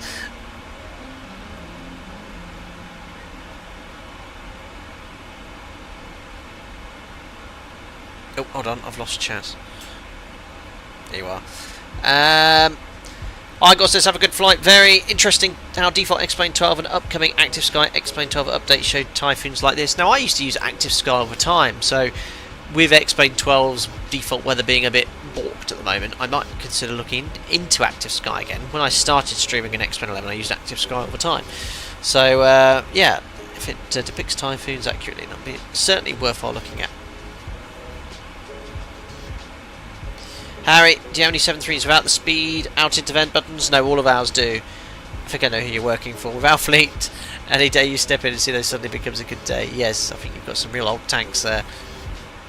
Fung Ho, 10 mile offset to see the eye.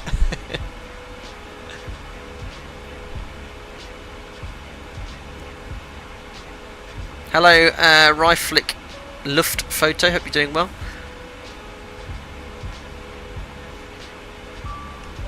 Oh, I've got a ding dong. That is maintain 0.84. We'll accept. So accepting, and you should only change your speed when it says accepted or your instruction. There we are, accepted. We can now set 8.4 and cancel. Having Storm, thank you, 15 months. Have you been a member for that long already? I I thought you'd been here as long as that's gone quick, isn't it? Expect Boga today, it says. Thank you. Well, unfortunately, I can't see what the landing rate is on the screen. It comes up on the overlay in Microsoft Flight Simulator. But I'll just have to presume it'll be a go Boga. So good luck. Trying to get me to go around off this approach. Cheers, buddy. Wind's slowly picking up now. 33, 34, 35 knots. What's going on? And that's good to know. Good to know, 7.3 gear. That there's been an improvement on the weather since the latest X-Plane 12 update. Isaac, I've always considered X-Plane 12 weather to be highly realistic. It's been really good, X-Plane 12. Just on the last few months, as Hamilton pointed out earlier, prior to the beta, the simulation, the variable winds off the METAR have been a bit wonky and making the aircraft quite difficult to control. But otherwise, it depicts METARs quite well.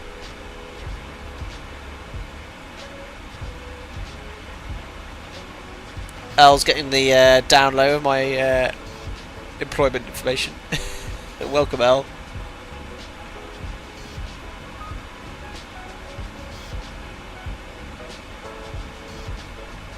Well, it won't be long until we start setting up. It's about over 160 miles to go.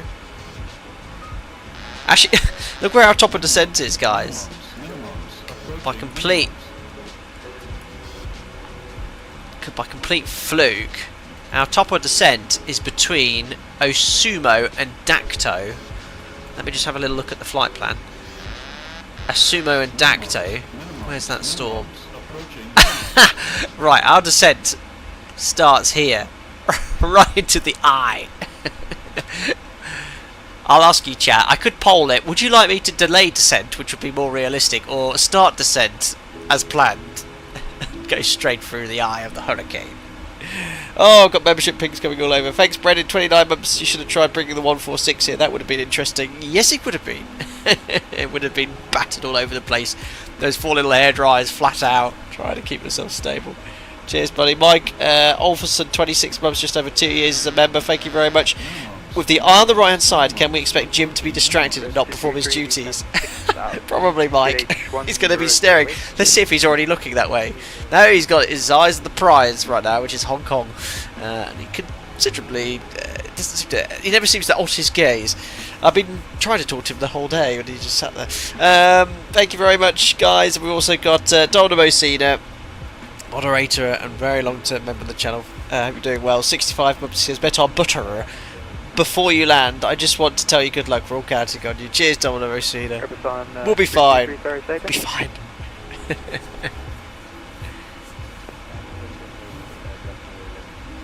Maiden 14 Alpha says, interesting factoid. You'll soon be flying over Dongash Atoll. There is an airport. If it all goes horribly wrong, you could divert there. Let's have a little look on the map.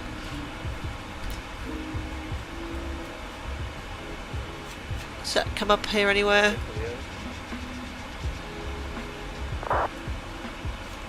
Don't know. Oh, is that it here? Ooh, it's not a Navigraph. Look, there is a. Is that the atoll there? All right. Well, that seems to be right over the middle of the hurricane. Actually, is that where the eye is? Let's have a little look there. Oh no, it's battered by the winds. We'll be fine. Oh gosh, there's some weird Microsoft Flight Sim weather radar returns coming in now. Crikey, what's going on here? Let's just get an update on that scan. Can you alter the tilt at all? Things like this. Was it just a fixed picture? Don't know. Tobias, thank you very much. 46 months. I hope you had a good flight so far. Thank you very much. And Tobias, I was actually sifting through my DMs on Discord, and I noticed you DM'd in relation to the GeoGuessr you'd made. Topius, ladies and gentlemen, is a member on the channel, and he made a flight deck to sim destination GeoGuessr challenge. So basically, the GeoGuessr is all outside airports I've flown to on it, old live streams, and basically you have to try and guess where it is. I didn't do very well when I first attempted it though. Thank you very much. I must look at that again, because I forgot to cancel my GeoGuessr since making that, and then I accidentally paid for a year's membership, so I have access to it. Oh, it shouldn't scratch it. It's gone oops again. It's gifted 5 members, my goodness. Once again, thanks for your generosity. We've got MTW Grizzly, Ryan R, Courts, Kevin Kirkland, I know he's a regular viewer, and Vaughan Williams as well, all joining. for a month's free membership. Thank you very much. Itch it and scratch it. Very, very kind. There's the GeoGuessr map if you want to have a go. Very good, Don. We see there. Cake says my weather radar is jacked up at the 777. I get all kinds of weird returns. Yes. Oh gosh! Did you see that, guys? What was that? I just saw horizontal lightning, I swear, in my peripheral vision. Tobias question, 2 new locations this time. Haven't checked yet. Oh yes, well, we can add now Manila. Hong Kong I've been to in the past. I'm no good at GeoGuessr.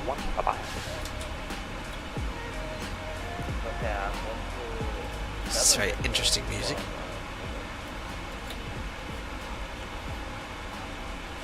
Oh my goodness me. You see that, guys? Well, I'm sat here in silky smooth air for now.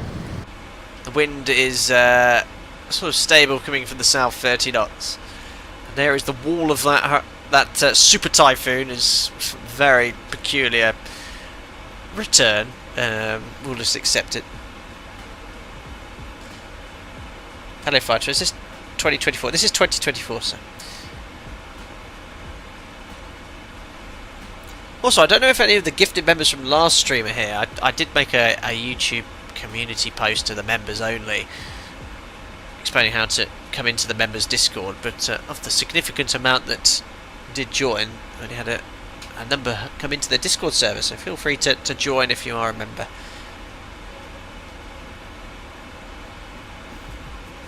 Fong Ha says, when you travel as a passenger, do you judge, assess, rate your fellow pilots landing? Like, you'd say, poof, what a peasant. I could do better. Well, I wouldn't use that terminology, but do remember that the general public perception of a good landing is one that is completely smooth. That is not the case. Alright. I'll even quote Boeing from the manual here. A smooth landing is not the criteria for a safe landing. Okay, so yeah, as a passenger, I'd say I'm a nervous passenger generally, and I remember getting the Dash 8 with Flybe when I was commuting a few years ago, and they didn't go around, but on base leg they levelled off or something, and there was quite a lot of G that was induced, and everyone went oof, and they were pulled up, and then the engines went vroom, and I actually felt a bit like, what on earth are they doing in there? But I have no idea. But it was like I was actually really pushed into my seat, and they obviously clicked the detent or added power, or it was quite windy. But I actually had a little bit of a like a what is going on in the front there. Anyway, I don't know how that thing works. So, but no. Generally speaking, if they land smooth, I'm like, yeah, I did a good job. I mean, if they absolutely bury it, then yeah. What was the term you used? Peasant. Yeah, we'll call them a peasant then. Wait, you're a nervous passenger, but I'm also a pilot. How does that work? My brain isn't computing. It's a control thing, isn't it? I'd far rather be up front controlling. But I wouldn't know. When I say the term nervous passenger, I'm not a nervous passenger. But, you know, on a long journey, I like to drive the car. Who here can relate to that? Is it just me? Is it just me? Good job, wifey's downstairs. Right, what do we got here? Nearly 100 miles till top of descent. Yes. Should start the setting up. 134 miles at 17, so 17 minutes till top of descent. So let's start. Oh, thankfully, a little bit. Keith Jazz, you get it. I like it. T-Bex, chill, Leon Dahan. Great. Exactly. Right, let's start setting up. So VNav, forecast, purge. I love that load. Overpaying flight sims completely eliminated my fear of flying. That's really interesting to hear. Maybe they should get people to use it. Right, my winds are in. Is that actually in? I guess so. My beloved fixed rings. Let me have a look here on VPilot here. We're just out of range for the airport, but last time I checked they were using, unusually, but they're using it right now in the sim 07 right. Oh god, I thought the sim had frozen then. I did have a WASM crash in the 777 a few months back. /10 5. This is just for situational awareness. I'll probably configure a lot sooner today. What are we at? 34,000. Oh, Ooh. Oh my goodness me, what on earth is that? It's like it's being sucked into a black hole. Well, we know the eye of the Super Typhoon Ragasa is around Dakto. So, interesting return. Yeah, I wouldn't be wanting to go through that. What are we at? 105. Around 102 miles will be roughly where top of descent is. It's a bit sooner. Maybe because of that's because of a very strong tailwind. Look, top of descent's a lot earlier. The blob is approaching. Wait, I think I've got a blob on my soundboard. Sorry, I was just getting my childish. I don't actually.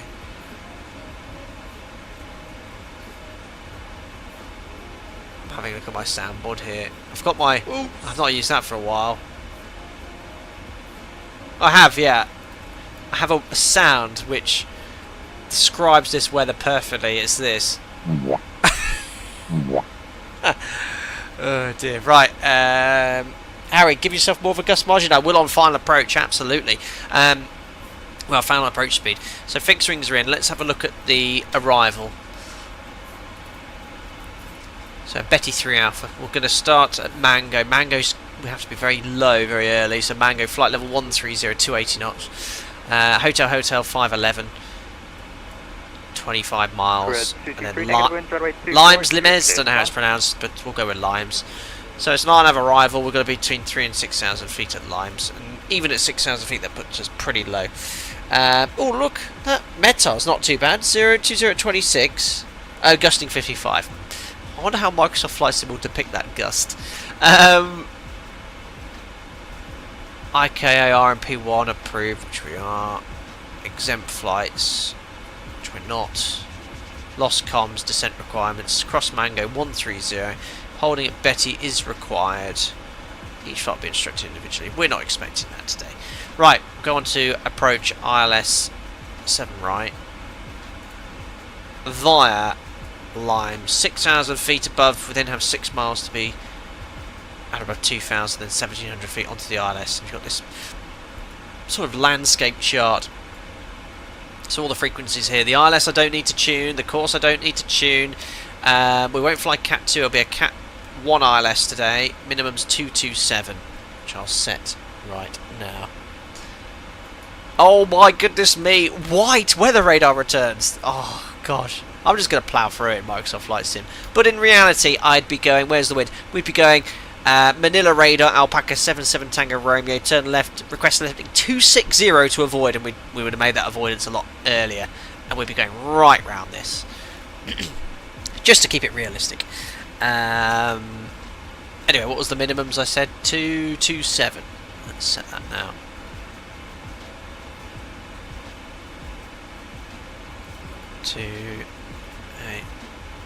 Seven. So frequency scores is minimums. There we go. Oh my god, I've moved the oh!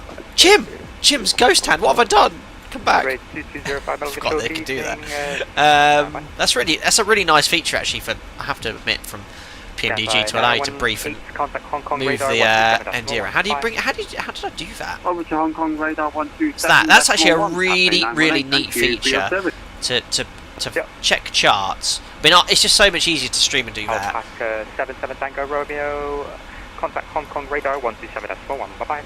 127.1 Alpaca 77 Tango Romeo. Bye. Yeah. I don't think he's from Manila. 127.1 tune. Good morning, Cathay 918. Is it good morning here now? Cathay 918. Good morning, Hong Kong radar. Radar identified 320 Alpha. Log off. Yes, sir. Let me just. Expect Betty 3 Alpha arrival, Cathay 918. ATC. Log on status. How do I disconnect?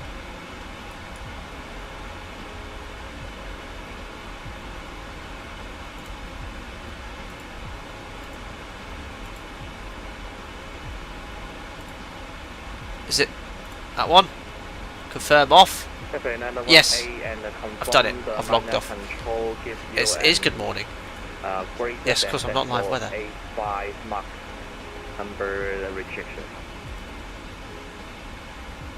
My current max speed is decimal 852, Cathay 918. Oh my goodness, look at this! I'm glad I'm in a desktop simulator. Cathay 918. Wind's picking up now, we're hitting the side of this hurricane, this Super Typhoon. Hong Kong radar, very good morning. It's Alpaca 77 Tango Romeo, flight level 3402 Osumo.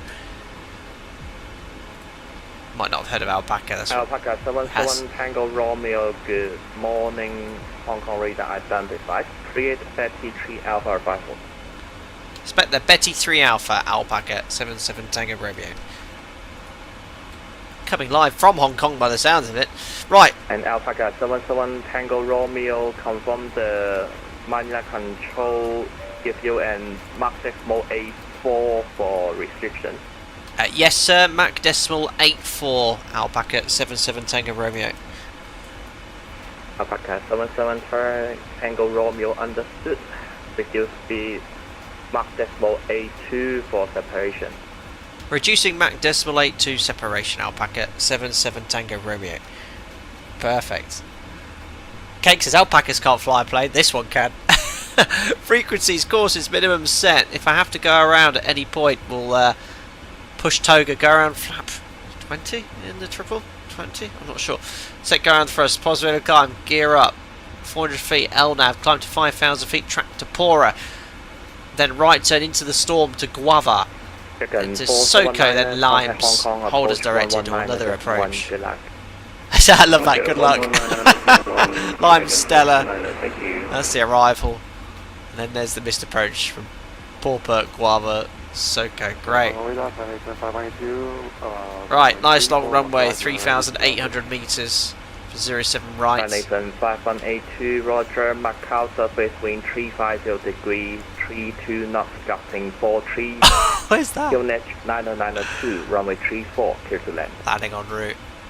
So runway 07 right, elevation 20, import aircraft information and weather, 02026, calculate.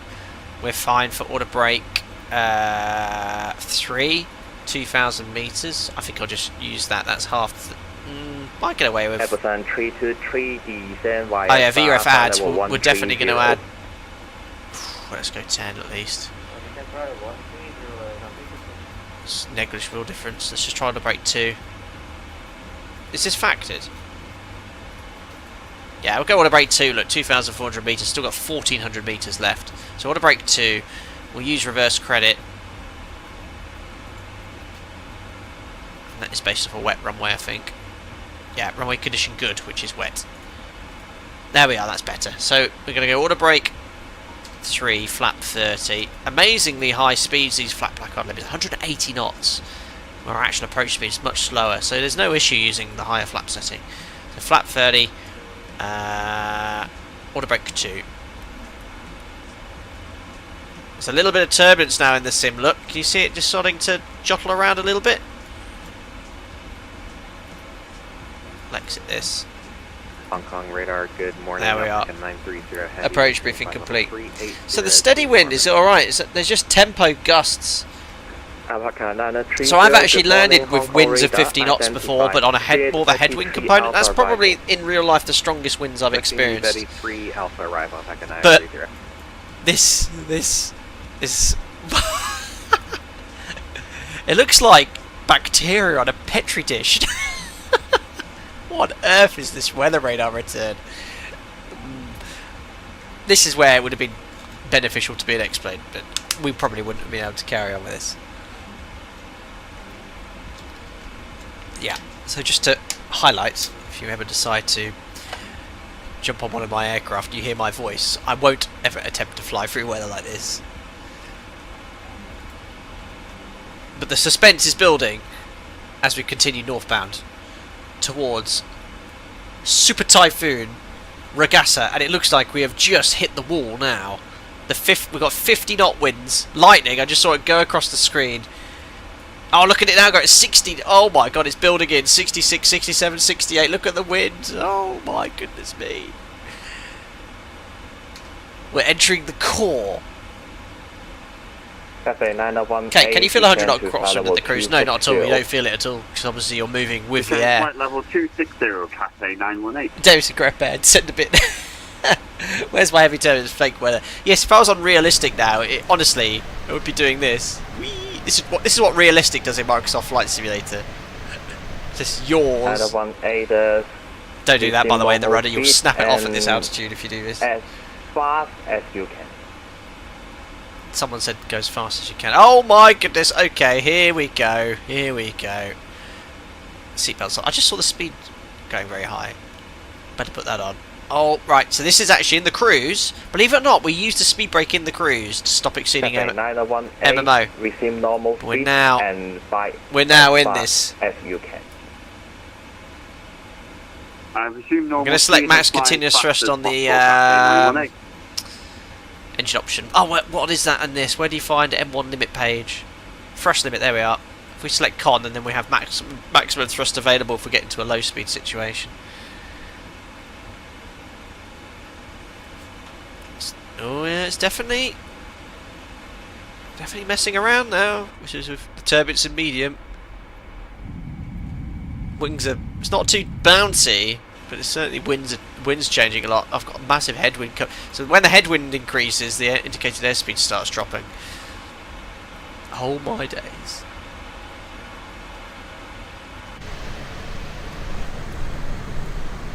Here we go, into the Super Typhoon.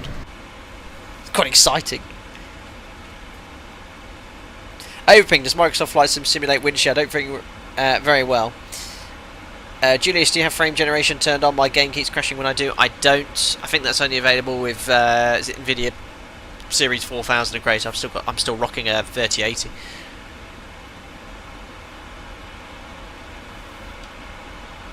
Not long till top of descent anyway. 20 miles. Here comes the Ragasa. We're nearly in the core, guys.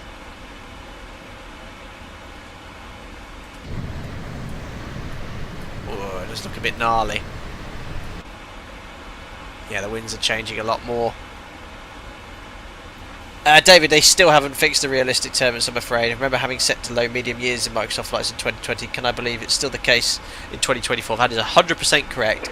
Set it to medium. Out of curiosity, I thought I'd try earlier the realistic option, and it just does what I showed you. Just the aircraft yaws uncontrollably. It is.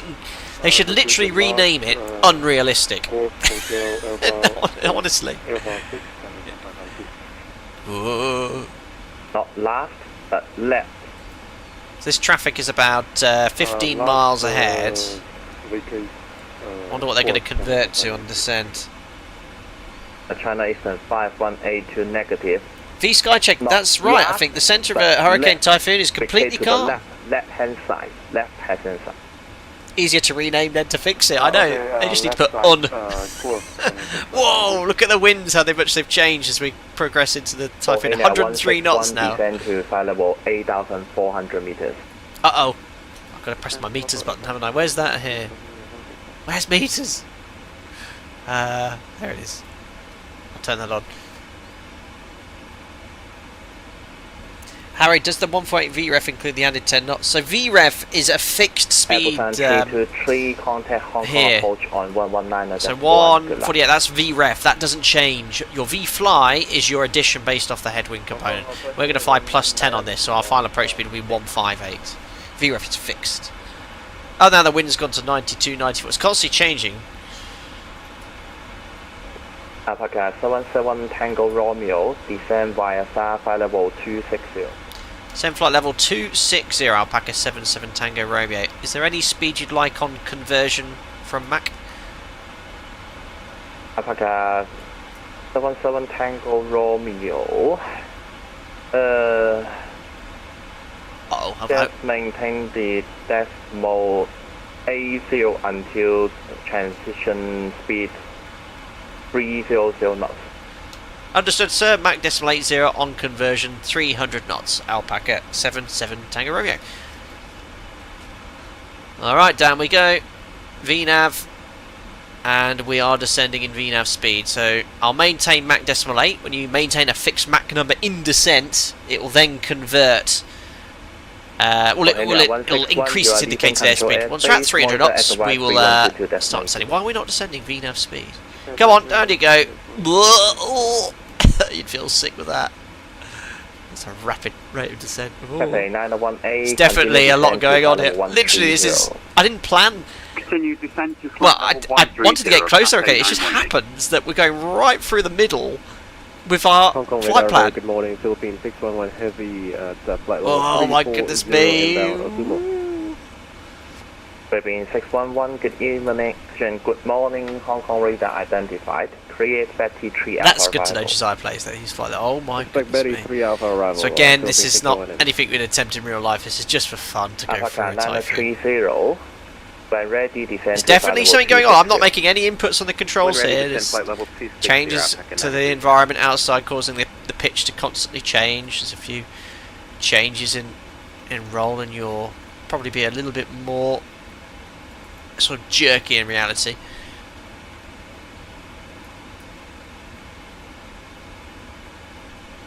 Yeah, I did hit meters. I did hit... Whoa, there you go. Instant wind change. Now, that's quite nice to see. And sometimes, when you're descending through layers of wind, you get these rapid changes in indicated airspeed, but associated with quite strong turbulence. There isn't so much turbulence in the sim, but we are getting the changes in speed associated with the wind changes, which is good to see. But the turbulence associated with that can be quite strong sometimes. Daniel, the 777 doesn't go into VNAV path with the speed window open. Yeah, I don't want it to be in... Oh my god, look, I've lost all the wind. Look. Ah! Oh no, I've lost all the wind. Went from 100 to 40 knots. Now we've gone to VNAV out. Oh, 8,000 feet per minute. Crikey, what is going on? The wind just instantly dropped. We'll accept that rate of descent. Right, we're now doing 300 knots, so I'll convert to indicated airspeed. It's gone to VNAV out now. Well, with only 3 to go, let's select vertical speed and set a sensible rate of descent. Oh, it's gone out now. Let's just set 2,000 feet per minute. That was aggressive. It's all calm out here as we approach the eye of the storm. Wow, there's some very funky things going on in the sim, that's for sure. The wind's beginning to increase again now.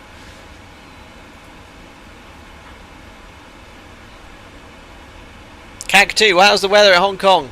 Dennis, you're feeling sick watching. Cafe 918, speed 300 knot or greater. Harry says, do you ever reduce speed if you know you'll be climbing for an inversion layer with strong shear above it, or vice versa? No, just leave it VNAV. It's windy, CAG 2. I'm going to hazard a guess that would be the case. On to go. Well, you know, well, meteorologists here, why is the wind now dropped off from 100 to 37? Anyone know why? Why has the wind gone a lot lighter? Well, it's increasing rapidly again. Oh my, look at that rapidly increasing headwind and the impact on the indicated airspeed. Now it's dropping. Yeah, the clouds do look a little apocalyptic. I think the reason the wind has dropped to 40 knots as opposed to whatever it was, 120. Look at this, ladies and gentlemen. We are approaching the eye. It's sunny. Once it gets to sunny, we're in the eye of the storm, ladies and gentlemen. Should be no clouds. But it's all calm here. Then we've got to get through the other side, which looks a lot angry and thicker. Great. There we go. Hello Vlad, hello Captain. Any tips for learning the 737 flows and grasping the huge amount of documents and manuals? Tango Romeo, descend to flight level 160. Descend flight level 160, Alpaca 77 Tango Romeo.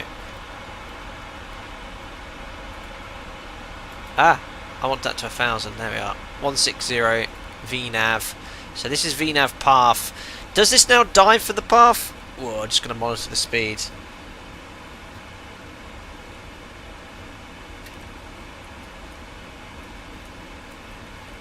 Vlad was saying, what was that? Helicopter, any tips for learning the 737 flows and grasping the huge amount of documents and manuals? There's a fantastic website I'm going to post here, which I'd thoroughly recommend you view, and it might give you a bit of a few pointers on how to fly the 737.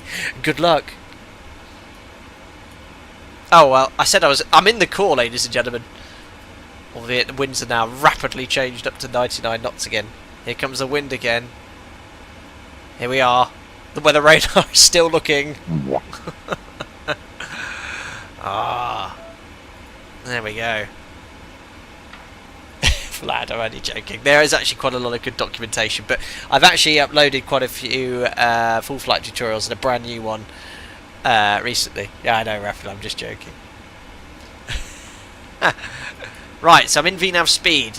Oh no, he wants me to do 300 knots. Hold on, level change, 300. I need to get back on path anyway, so that's fine. Down we go. And then we're going to hit the wall. This is the eye, ladies and gentlemen. Albeit it's not completely clear of clouds, but you can sort of see the wall, I think, of the Ragasa Super Typhoon. Look, sort of high cumulus. I think we are right now in the core. Look, we've just sort of passed it on the map, but how it's depicted in the sim. And now we're doing a dirty dive to get back onto path, like really dirty. Whoa, 6,000 feet per minute. VNAV speed. And if I open in VNAV speed with the speed window open, does it not stay in path? No, so this is where it differs from our logic. Let me just go VS. So I think I'm just going to update the descent speed in here to 300. Cathay 901A, contact Hong Kong approach on 119.1. And if I now just go VNAV. Forward to approach 119.1. Thank you very much. So now it's VNAV speed. See, this is very different logic to what I'm used to. So I thought it'd go path and start pitching up to get back onto path instead of maintaining a speed. Alpha 77 Tango Romeo, descend to flight level 130. Descend flight level 130, Alpaca 77 Tango Romeo. 130 checked. Oh, this is getting a bit sketchy. I'm a bit concerned by what's directly to the south of Mango. Descend to flight level 260. 20 miles time. Oh, it doesn't have geometric VNAV logic. Roger. So how do you get back on path? Do you use a more basic pitch mode, and then when you're on path, just go back to VNAV? Oh, I missed my 7.3 VNAV. Actually, I've flown with an X777 and 787 pilot, and I'm no word of a lie. He said that the best VNAV on all the Boeing aircraft is common VNAV in the 737. No word of a lie. There we are. I'm back on path. Idle thrust, maintain 300 knots. Doing the best it can with this ever-changing speed in every direction.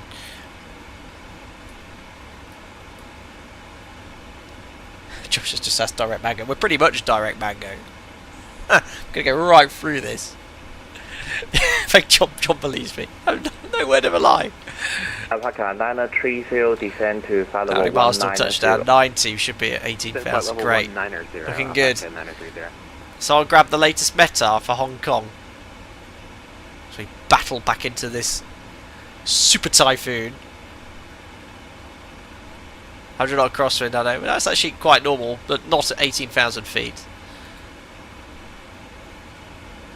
Cheers, Domino. Let's have a look here. So still the steady wind is actually alright. It's just that tempo gust. I really hope it doesn't put it in. There might be another update soon. It's been that meta for a while, and we've still got another 15 minutes till we get there. Actually, I better just double check that they are landing 07 right still on that sim. Yeah, runway 07 right for arrivals. Here we go then. We're about to hit the wall of Super Ragasa. Hello there. Oh my goodness. Next meta update in 4 minutes. Alpaca 77 Tango Romeo, contact Hong Kong approach on 119.1. Good luck. 119S1, thank you. Alpaca 77 Tango Romeo. Stay safe. Bye bye. Presuming. Boomings around Hong Kong. Right, let's hit the wall, see what happens. Wing's gonna fall off. It's got automatic engine anti-ice, not that I need it at 27 degrees. Oh, here we go. Boom. Nothing changes. So now it'd be moderate turbulence at least. Oh my god, it's dark in here. This is where they need to change things in Microsoft Flight Simulator, have some really strong turbulence now as we've entered this thick layer of cloud. Instead it's just smooth as silk. Oh, there's a little bit of turbulence. Oh no, it's just turning. Descend 6,000 feet, Cathay 9018. Hong Kong, very good morning. Alpaca 77 Tango Romeo, descending flight level 130 inbound to Mango on the Betty 3 Alpha, speed 300 knots. Alpaca 77 Tango Romeo, Hong Kong approach, good morning. Landing runway 07 right, information Alpha. Landing 07 right, and we'll listen to Alpha, Alpaca 77 Tango Romeo. Oh my god, speed changes. Alpaca 77 Tango Romeo, proceed directed line, descend to 9,000 feet. The QNH 992 hectopascal. Direct to Limes, to 9,000 feet, QNH 992 hectopascals, Alpaca 77 Tango Romeo. Limes on top, execute, 9,000 feet is set QNH 992 hectopascals, magic B button, 968! I've just put the gear down accidentally. Please retract, thank you. Oh, there's definitely sketchy stuff going on now. 992. That shows you how different the QNH is from here in Hong Kong. It's 968 in the core.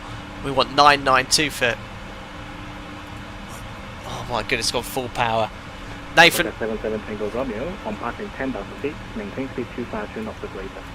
Passing 10,000 feet, 250 knots or greater, Alpaca 77 Tango Romeo. Oh my gosh, the path's completely changed. It's climbing.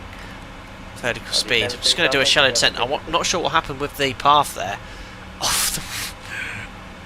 Oh my goodness. Yeah, if you were an X-plane right now, this would be gnarly. Have a look, guys. I don't know if any mods here can share my weather radar tutorial from X-plane, which I uploaded last week. Have a look at what it should be like right now. I mean, I'm not comparing them sort of as a face-off, but they need to have much more... Oh, I'll use the word. Should be more violent right now. Should be violent in this. We're in a,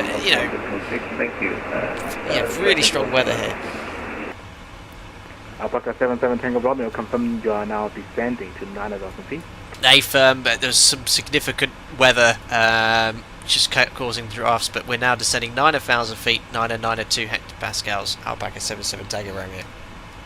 Alpaca 77 Tango Romeo, descend now to 7,000 feet.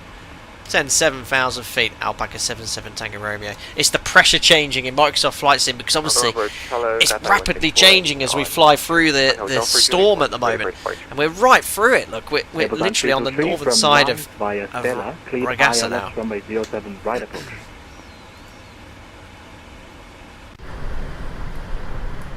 Oh, still very tense.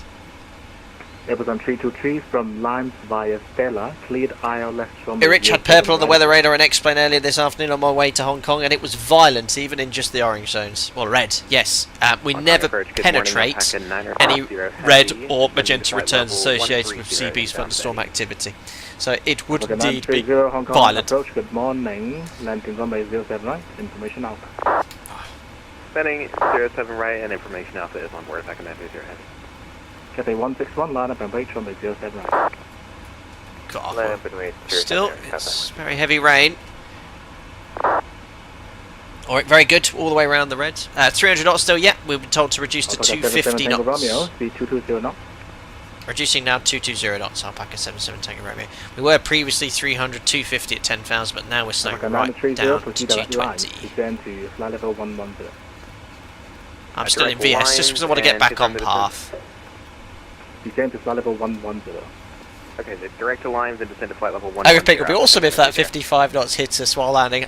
Yeah. 323, speed 200. Still, it's going to be very strong winds. Regardless.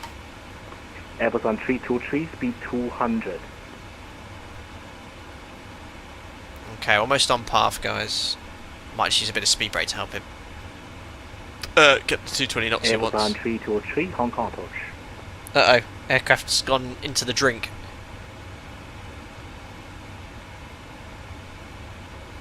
Alright. Uh-oh. Oh no, 220 knots in a 777. That's below the upspeed. I hope he won't mind me doing 227.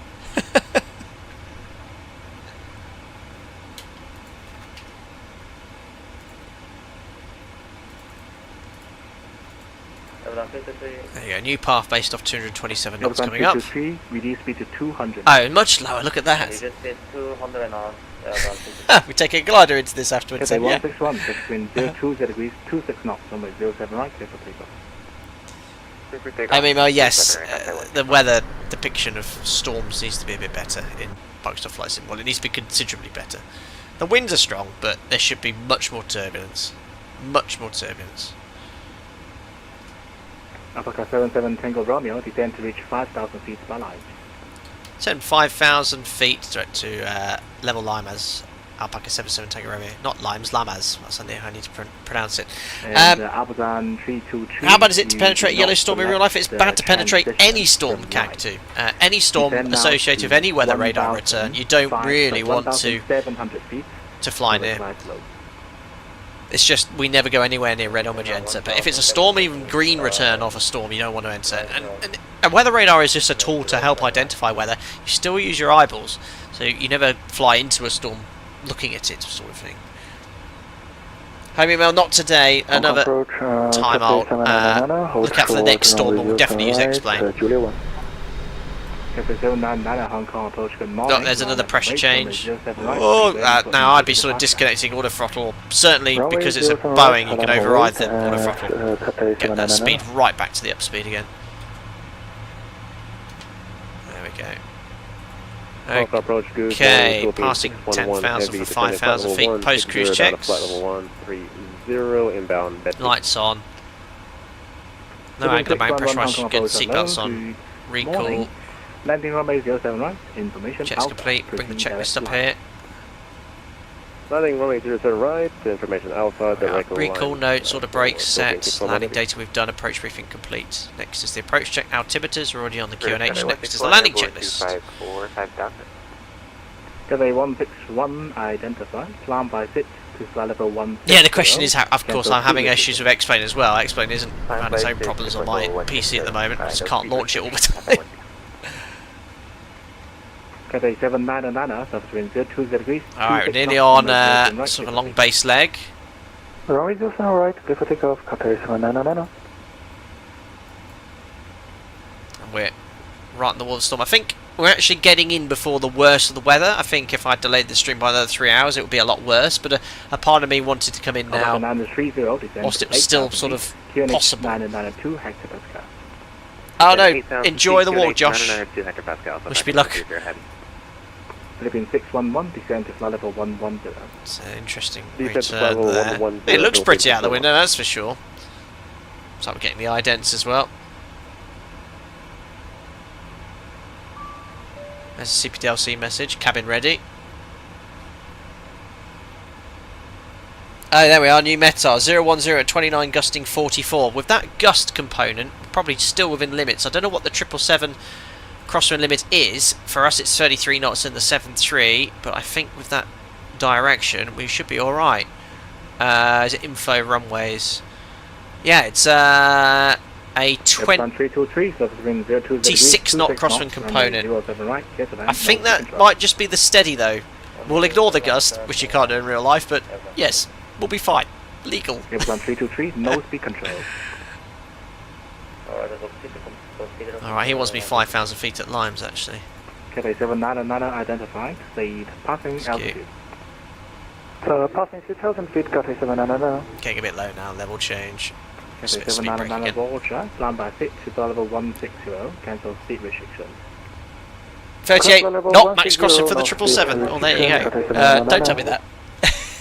Paka 77 Tango Bromeo, descend 3,000 feet from Limes by Stella, cleared ILS runway 07 right approach. After Limes, after Stella, cleared ILS 07 right, descending 3,000 feet, Alpaca 77 Tango Romeo. In Alpaca 77 Tango Romeo, maintain speed 200 knots or greater. 200 or greater will go Alpaca 77 Tango Romeo. Oh, in that case we'll do 230 knots. Great, so 5,000 feet by Limes, we're going to get back on path. Speed brake's very effective on the 777. We can get this sort of rate up to 73, but I've been led to believe that is accurate. 15611, descend to 9,000 feet. QNH 9,900. There's no sort of white heads on the sea. It doesn't look like it's that strong down there. In reality, this would be lots of white wisps on the waves and things like that with this sort of wind. So yeah. Cathay 161, proceed direct to... Oh, Cacti, if you do the math, that's 42.5 knots crossing, 44 sine, 75 degrees or 42.5. Yeah, try doing that whilst hand flying a 737 at 300 feet. That's what the OPT's there for, to quickly punch it in. But we also have a card there with all the runway directions and winds, so you can quickly look up the crosswind component. Great in the classroom, not so great when you've got 200 people's lives in your hands at 300 feet above the ground. You'll take about 10% of your ATPL theory, guys, and use it on a day-to-day basis.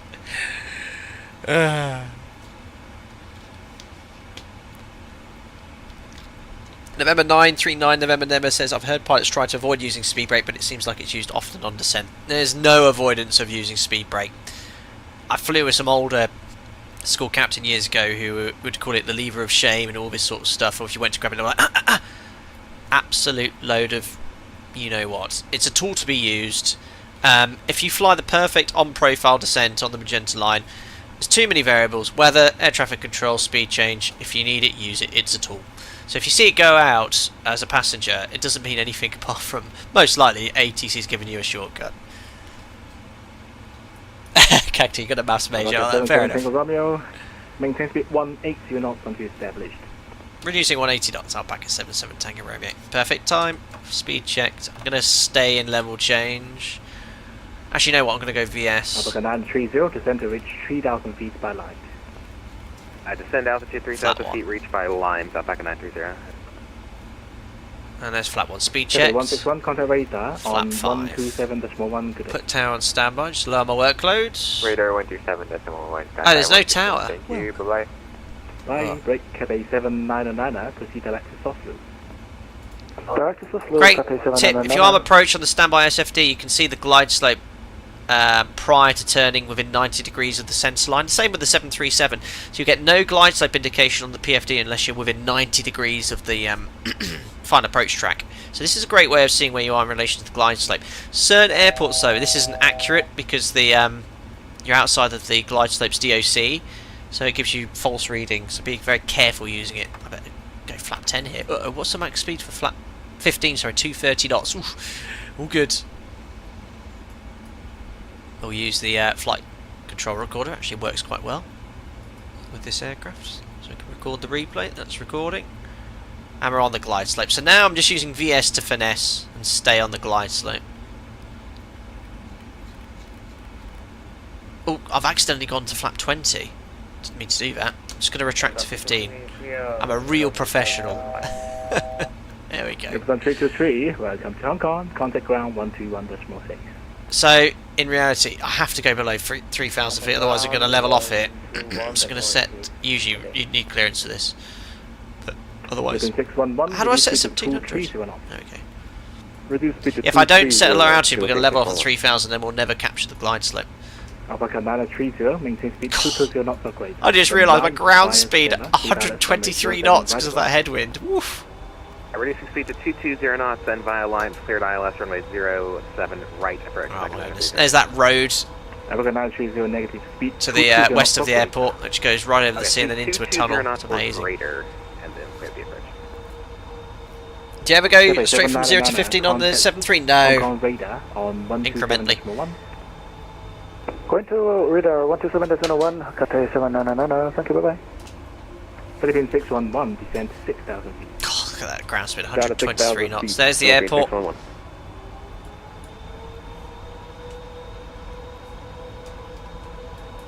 Yeah, another thing, the crosswind landing technique in the sim, when you decrab using rudder, in reality you'd put a lot of aileron input in as well. It doesn't require any aileron input in Microsoft Flight Simulator. It's quite unrealistic in that regard. Certainly in the NG.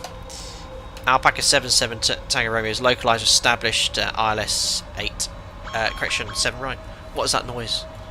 Alpaca 77 Tango Romeo, roger. No speed control, surface wind 010 degrees. Standby. Probably no one landed yet. So localizer capture matches the heading. Alpaca 77 Tango Romeo, no speed control, surface wind 010 degrees, 29 knots, gusting 44 knots, runway 07 right, clear to land. 07 right, clear to land. Alpaca 77 Tango Romeo. Lovely! I just had gusting strong winds. Jim, work out the crosswind component, please. And I thought it remained silent. 010 degrees, 29 knots, gusting 44 knots, the QNH 9901 hectopascal. Oh, just set 5,000 feet, please. 5 miles, gear down. Finally set it, flat 20. Oh no, that's the same, isn't it? Flat 25 we want. Landing checklist. Speed brake. Config gear, I'm lowering the gear. Don't be upset. 200 knots until established, Alpaca 930. And flat 30, speed check. And we're going to fly VRF plus 10. It is remarkably calm and smooth. This is the problem with this sim. Look at the wind, it's fixed. It would be so bumpy right now and changing. It's a very solid wind. Right, flaps we've got 30, gear down, checks complete, all green. Alright. It's remarkably calm. I wish I was an explained out for these sort of conditions, but let's see how things are. If I just disarm the speed brake, I don't know. My aeroplane disconnected the autopilot. 46 knot. Scorching wind. We leave the auto throttle in the 777. You can see the crab angle. So if you didn't have flight directors here, it'd be very tempting to fly towards the runway. With strong crosswinds like that, you've got to avoid that temptation and maintain that crab angle. Look at the localizer continuously to work out when you need to make changes. Oh, look at the auto throttle adding thrust here, because the wind's becoming a little bit more easterly. Checked. Got it easy in the 777 with this auto throttle business. I remember when I first flew this, I disconnected it and someone was like, no!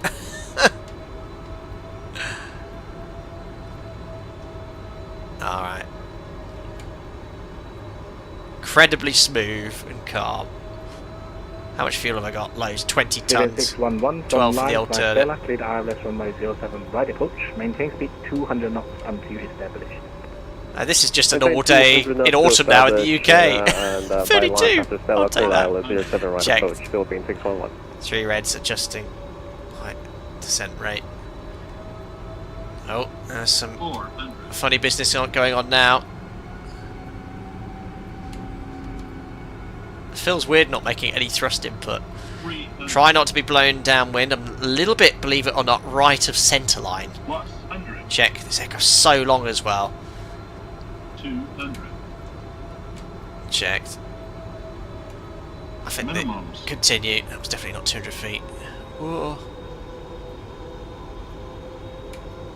Bit high. 50, 40, 30, 20, 10. Right rudder. I don't need any aileron because it's Microsoft Flight Sim. Don't get blown too far downwind. That'll do.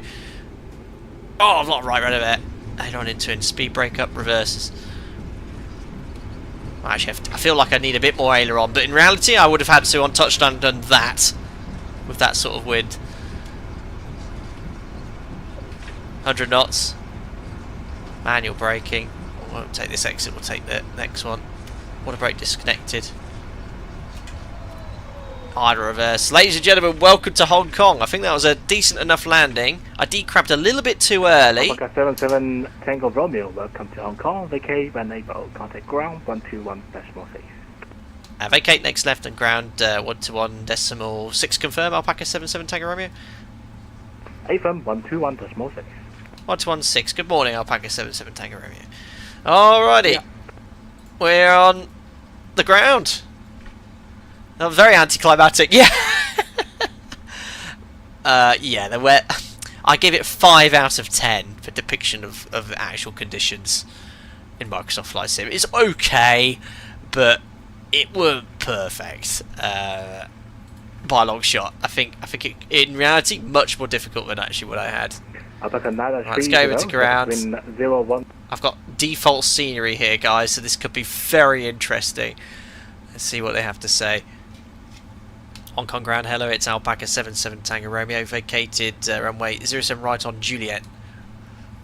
Alpaca 77 Tango Romeo, Hong Kong ground, hello.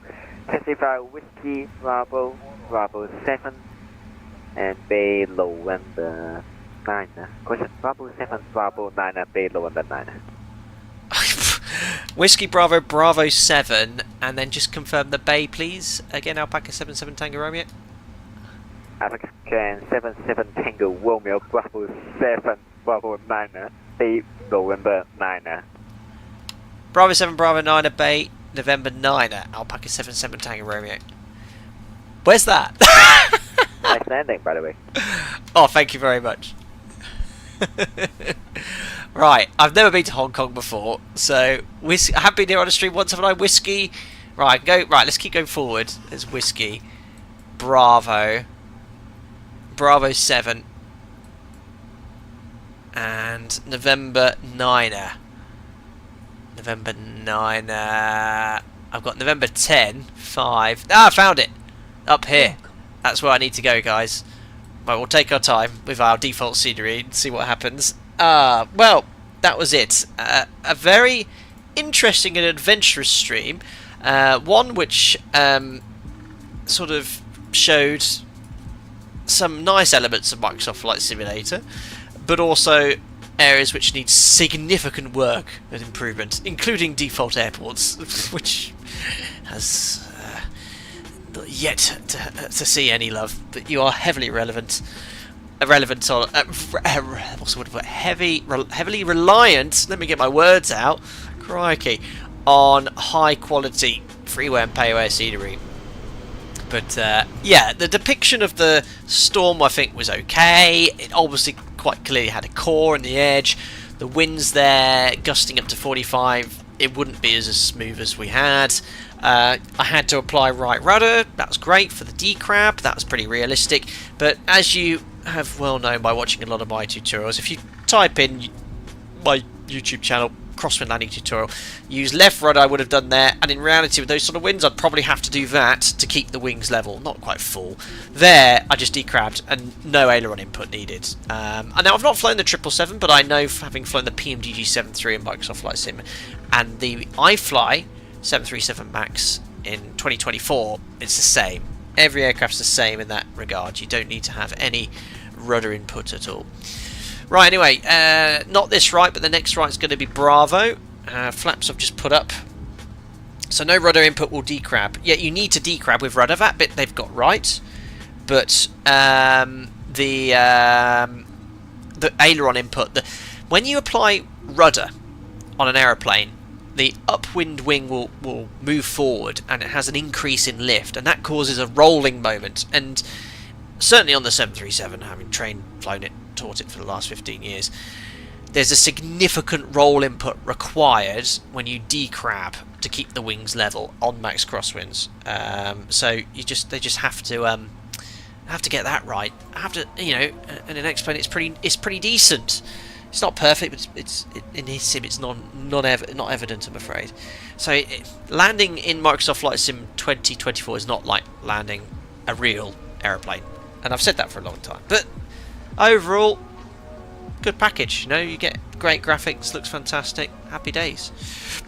Anyway, we've gone past Bravo 7. We're now waiting for Bravo 9. That's the third right, and then it's November 9 up here.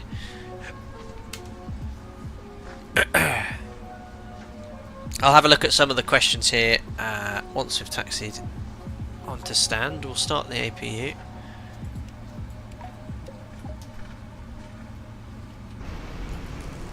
Oh, strobes are still on, aren't they? I didn't have any audio clipping issues though on this sector, which is good. I had those on my thing there. Hooch, I've got food on the table at 7, buddy.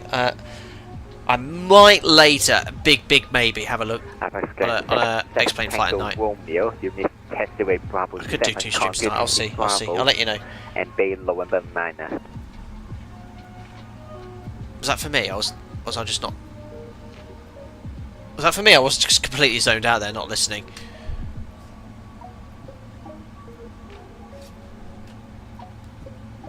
I'm just going to carry on to November 9. Africa Tango, question Africa 77 Tango Romeo, Hong Kong Grand. Sorry, Alpaca 77 Tango Romeo, go ahead. Alaska 77 Tango Romeo, Unit Bravo 7. Oh no. County Taxi Bravo, and Bay November 9. My apologies, I completely missed that. I'll continue Bravo on to November 9. My apologies, Alpaca 77 Tango Romeo. Oh, no, that's okay. Oh no, there's a number to ring. Yes, Bravo 7 is off to the right. To be fair, you know, well, I've got no excuse. Damn it! Ground, good morning, up at 930 heavy on whiskey.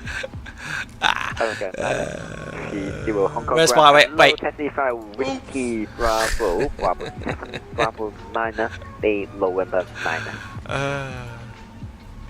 Question, Bay November 8. Yeah, I'm in November 9. Right, I don't know if it's really depicted well Bravo, here. Bravo 7, and what was the rest of the Right, what else do I need to do or to break off? Bravo 7, This is November Bravo 9 here 9, in and the Bay November default 8. scenery. There we are. Here is the stand. Okay, Bravo, okay, Whiskey Bravo, Bravo 7, Bravo 9er, and stand November... To be fair, this guy's English is very, very good for a non-native speaker. Bay November 8 next to your button. I don't even know which one this is. I think I might... Oh no, there we are. Gate November. November 9. No, hopefully we'll see some stuff here. Let's have Hong Kong Airport. Oh! Oh, that was good timing. Oh no, I'm well off the line according to the Marshall, who's not on the line. Never mind. Testify Juliet Hotel 9, Hotel 7. Trying to get back on the line, guys. Which is not the yellow line. Let's see how that is.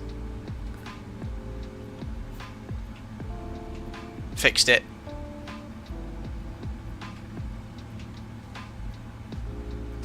Oh no, not quite buttered it. I buttered it, look at that. A 0 and a 0. Parking brake set. There we are. And APU is available. APU gen on, APU on. Yes, I think I could just shut the engines down. Ladies and gentlemen, welcome to Hong Kong with Super Typhoon Ragasa. Not sure why it wanted me to park there, but no, it looks like it's in the gate there. Is he going to do some sort of funky dance? No, he isn't. Right, need to remember what the checklist is in here. In the 777. I forgot aeroplane I'm in. 777 then, checklist. There's a taxi. No, I need a checklist. A checklist here is there. Flaps up. So hydraulic panel I've set. So for after landing, parking shut down. So that's C1, C2 air demand pumps off. There we are. Left electric demand hydraulic pumps off. Off station, Hong Kong Grand closing shortly. Monitor flight speed 122. That one, and then the primary. No, right elect demand pump off. There we go. Anti-collision light can come off. Oh yeah, I forgot I was on New Sky here today, wasn't I? Close the flight. Weather radar, don't forget to turn off as well, and we'll start the deboarding process if I can. There we go. I'm glad. I'm sure engine is still on. Is it? I shut the engines down, didn't I? Ah, you're trolling me, Yamato. Engines are off. There we go. Let's see how I actually did on New Sky then. Let's open it up. Oh, for goodness sake! Genuinely didn't get a 10, guys. Oh, 9.86. Off centerline landing. Will you, Mr. Developer of New Sky, come and land your 777-300 in a Storm Ragasa or whatever it's called? Bore off. Minus 0.14. It's really... it chips away at your score for minor deviations these days. At least I made some Wonga. $21,000 for Alpaca Airways. Don't forget, guys, New Sky, Alpaca Airways, both are completely free to download. You can join the airline. Right now we have 692 very active virtual pilots. Let's see if we can get up to 1,000 by the end of the year. I think that'll be quite ambitious, but completely free to join. You can fly on VATSIM Iveo's Alpaca. It's quite well recognised, Victor Charlie Papa, and you can log all your flights, get all the information, and unlock some cool rewards as well. There we go. And here comes the bus to offload my passengers. There we are. That was good fun. I quite enjoyed that. Joe Jones, don't get to catch your live streams very often, but I enjoyed this one. Thank you very much for tuning in. I'm glad you enjoyed it indeed. It's great to see all the doors opening and all the stairs here for the passengers to offload. Don't forget to turn the lights off as well when you're on stand, including the landing lights. There we are. Turn off and taxi. There we are. And the strobes? No, I remember to turn the strobes off.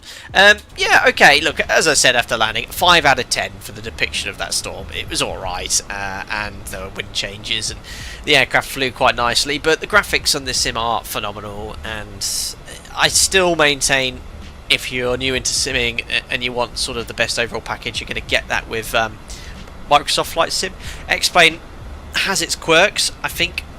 A big maybe, if I get a chance later, I might just fire the Zebra mod and fly again in Hong Kong, just see if it's any different to compare, but it is a big maybe, so you know, it's my first, well, I'm actually meant to be at work today, I'm on standby, so we'll see, but we'll find somewhere where the weather's a bit inclement and do something similar when there's another name storm or something along those lines. There's another Alpaca Airways coming into stand. But yeah, it was great fun today. Great flying cruise simulations, thank you very much. I don't know, was that you in that Alpaca? No, I think that was Josiah Plays. Yamato, need to train a lot. Good luck with your training. Who else? Natted away in chat there as well. I think on the approach was obviously quite busy. Oh boy, bumpy landing. Yeah, well, landing was alright. Someone said it was minus 192. I'll take that in today's conditions. Excellent. Lots of butter emojis. I'll take it. I said great landing, not a peasant. Brilliant. But yeah, like Harry said, it was quite anticlimactic. Excellent. Minus 169. Okay, I'll take that. Josh, oh no, you've just joined us. The stream ends. Not the best of timing. Oh dear. Well, there's one of our Alpaca colleagues taxiing in. I don't know why the passengers don't want to get off. I'd be running off the plane if I'd just landed in those conditions. Sometimes. Or is it just, are they invisible again? Deboarding passengers now. What have I forgotten to do? Why do they not come off? Well, the cargo's coming off. The passengers are waiting to deboard. Anyway, we're going to do a replay because I want to sort of see how the crossing was, what the behaviour looked like from outside. So we're going to log off of VATSIM thanks to all the controllers that provided ATC. Oh no, here come the passengers. Just as I was about to kick off GSX. There we go. That's really cool to see them offload. We'll just do that for a minute because it looks awesome. Manila says, Captain, at my company's SOP, when the FAF doesn't have a mandatory or at altitude restriction, we type ATRA above 2. We do the same. We do exactly the same to ensure a CDA. Very good. Maybe you can't move until they've seen the chiropractor. Yeah, it wasn't that bad. Seatbelt side. Oh no, they're coming now, CAG 2. It's just a bit slow. Very cool to see them all come off. Anyway, I've had enough. Let's just reboot and turn off GSX here in the background. So, the beauty of the PMDG 777 is it has panel states. So what I can do is go here to menu, PMDG setup, load panel state, select the final one, execute, and that puts your engines running with landing flap selected, and then I can just start the replay, and it just works. You get a lot of noises and whatnot, but it should, I say, just work fine. Let me just turn off fly live. Is it going to do that continuously? Let's have a look. Sorry guys. Flight recorder, turn off GSX. Yes. Oh no, no, that's the flight recorder. I don't even know what that does. Right, so press that, press play. There we go. Doors might be open though. Just, oh my god, so much noise. Can I at least close the doors? Close all. No, doors are going to remain open for the replay. Right, let's have a look at the behaviour. Oh well. So I'll just move this sort of out the way. Can't make that any smaller, annoyingly. So that there's a few gusts. I mean, that picture looks quite good. With music sounds different today.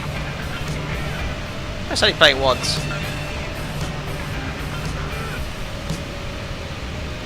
There you go. So there's a good crab. You know, that crab wind angle is pretty good. The rudder's shaking a bit because of the replay. I was actually very pleased with that approach. Maybe even a little bit further left. I forgot how long this 777 is. So there was the right rudder coming in just about now to decrab. I landed with a bit of crab, that's okay. But I should have been slightly more left of centre line, but no aileron input was required to keep the wings level. So if I was to be very critical of myself, I should have probably been another 4 or 5 metres left of centre line. But that's my perspective. I'm not used to the perspective of a 777, which is considerably longer than the 737. So that picture looks normal for me in the flight deck. This picture this picture here looks normal to me in the 73, but in the 777 I need to be further left. That's, you know, after flying 7,000 hours in a 73 for you. So I was a bit too far downwind of centre line there. So when I decrabbed to get the aircraft pointing the right way, I actually had to release a bit of rudder to get back on centre line a little bit. So it wasn't actually ideal. But we'll take it for a desktop simulator.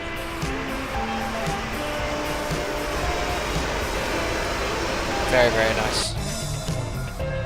The sounds on the replay are a bit rubbish, but what I'll do, I'll put you back on the approach about here and press play. There, guys. Well, that concludes today's live stream. I hope you found it interesting, and maybe I learned a thing or two that was new. Overall, I think it was quite an enjoyable experience. We'll continue watching the replay from here for this window view. But yeah, very nice. Hopefully, we'll get some improvements to. Oh, yes, that's why the music fountain sounded bad, because there was music in the background as well. But yeah, hopefully we'll get improvements with turbulence modelling and gusting winds in the sim, because it was quite a smooth affair. The realistic option, you get more intense weather in Microsoft Flight Sim, but the way it introduces it into the sim isn't realistic, so just stick it on medium and just go with that. But anyway, thank you very much for tuning in, for the continued support from all the members, and there was a donation or two, and thank you very much for everyone's generosity today. But if you enjoyed the video, don't forget to like and subscribe to stay up to date with the latest content, and I'll be live again very soon. Enjoy the rest of your week, guys. Cheerio, bye.